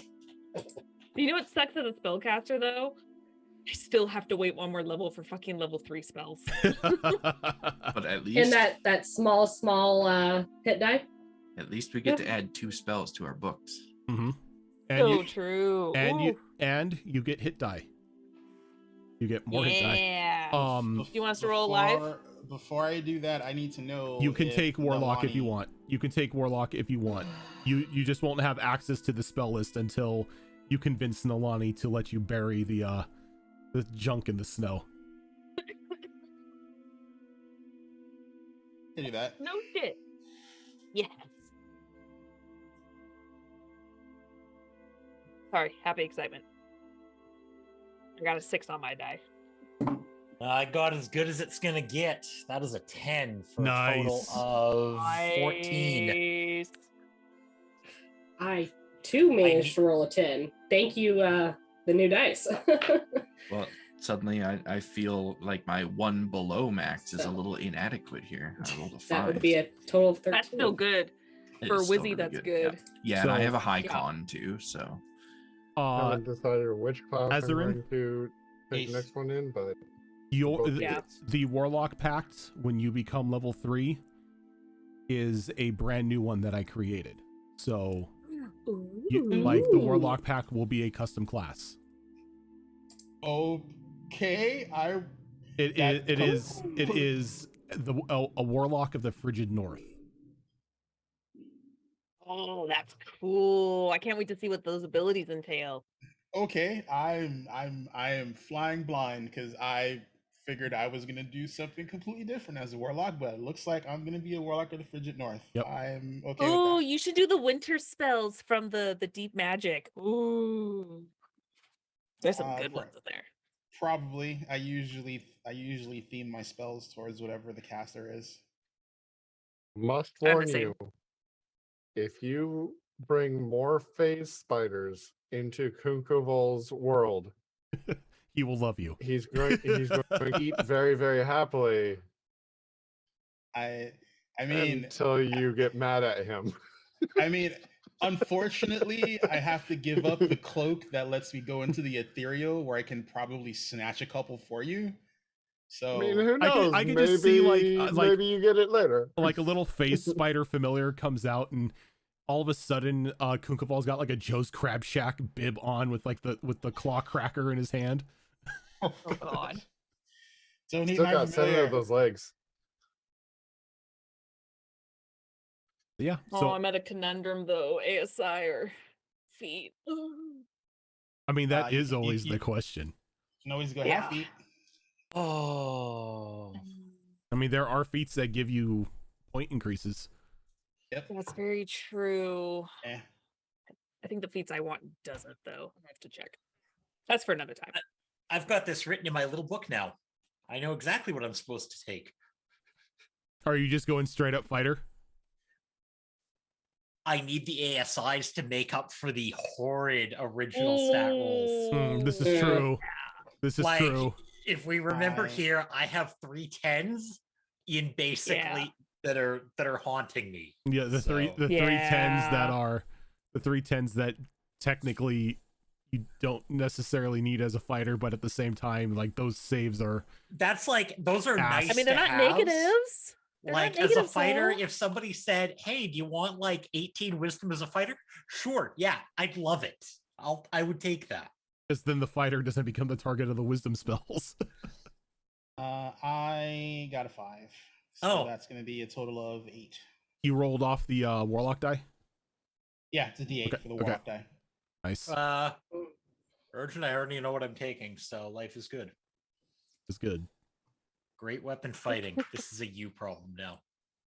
I see nothing wrong with that. Yeah, my debates between pull on roster are just raising my strength. I have to go back into here now. How many hit points did you get, Make sure I HP add Fox? Frigid North Borderland. I rolled a 5 on my d6, plus 3 for con. So I'm sitting pretty. 31 HP as a level 4 wizard. I'm happy with that. Nice. Yeah. Could be better, could be worse. I'm happy with it. Yep. What about you, Shadow Fox? What'd you roll? I rolled max, so I'm pretty happy with my dice tonight. Like excessively happy with my dice. So what is that? That's what, 8? It's an 8 on the die, plus I have a +4 in con. Jesus. Another 12 HP. You hope. Is Kunkaval the beefiest out of all of you? I don't I'm sitting. think so. I'm at 41 now. I'm at 46. 49. Okay. Azrin and Gilly beat me. I'm at 43. Yeah, if I rolled a warrior die, I have a chance to be in the 50s. So yeah, this is going to be fun. Now you just have to get 2 more levels so your Yuriko can experience the shenanigans of the custom warlock class. You mean I need to get my hands on that damn rod so I can bury it in the snow? This is true. Yeah. Sorry, I'm really just not sure what Nalani's going to do with it right now at this moment. I got to think on that. But that is going to do it for us tonight. Thank you so much for everyone for tuning in. Thank you for those wonderful raids. If this is your first time here, this is not the only show that we do. On this upcoming Saturday, I believe we have another episode of Wayward Wanderers, which is our Pathfinder 2 Extinction Curse campaign run by Azarin. Very close to finishing the chapter. Go ahead. No, I say they're almost in book 2. Nice. On Monday, we have another episode of Mass Effect Horizons, which I am very, very happily looking forward to because we start to get to work on Brockus' shotgun. Yeah. And then on Tuesday next week, we have another episode here on Destiny Forged. And the following Saturday, we will have another episode of Withered Wastes. But that is going to do it for us tonight, everyone. Thank you so much for tuning in, and we will catch you on Saturday for Wayward Wanderers. Till then, have a good one.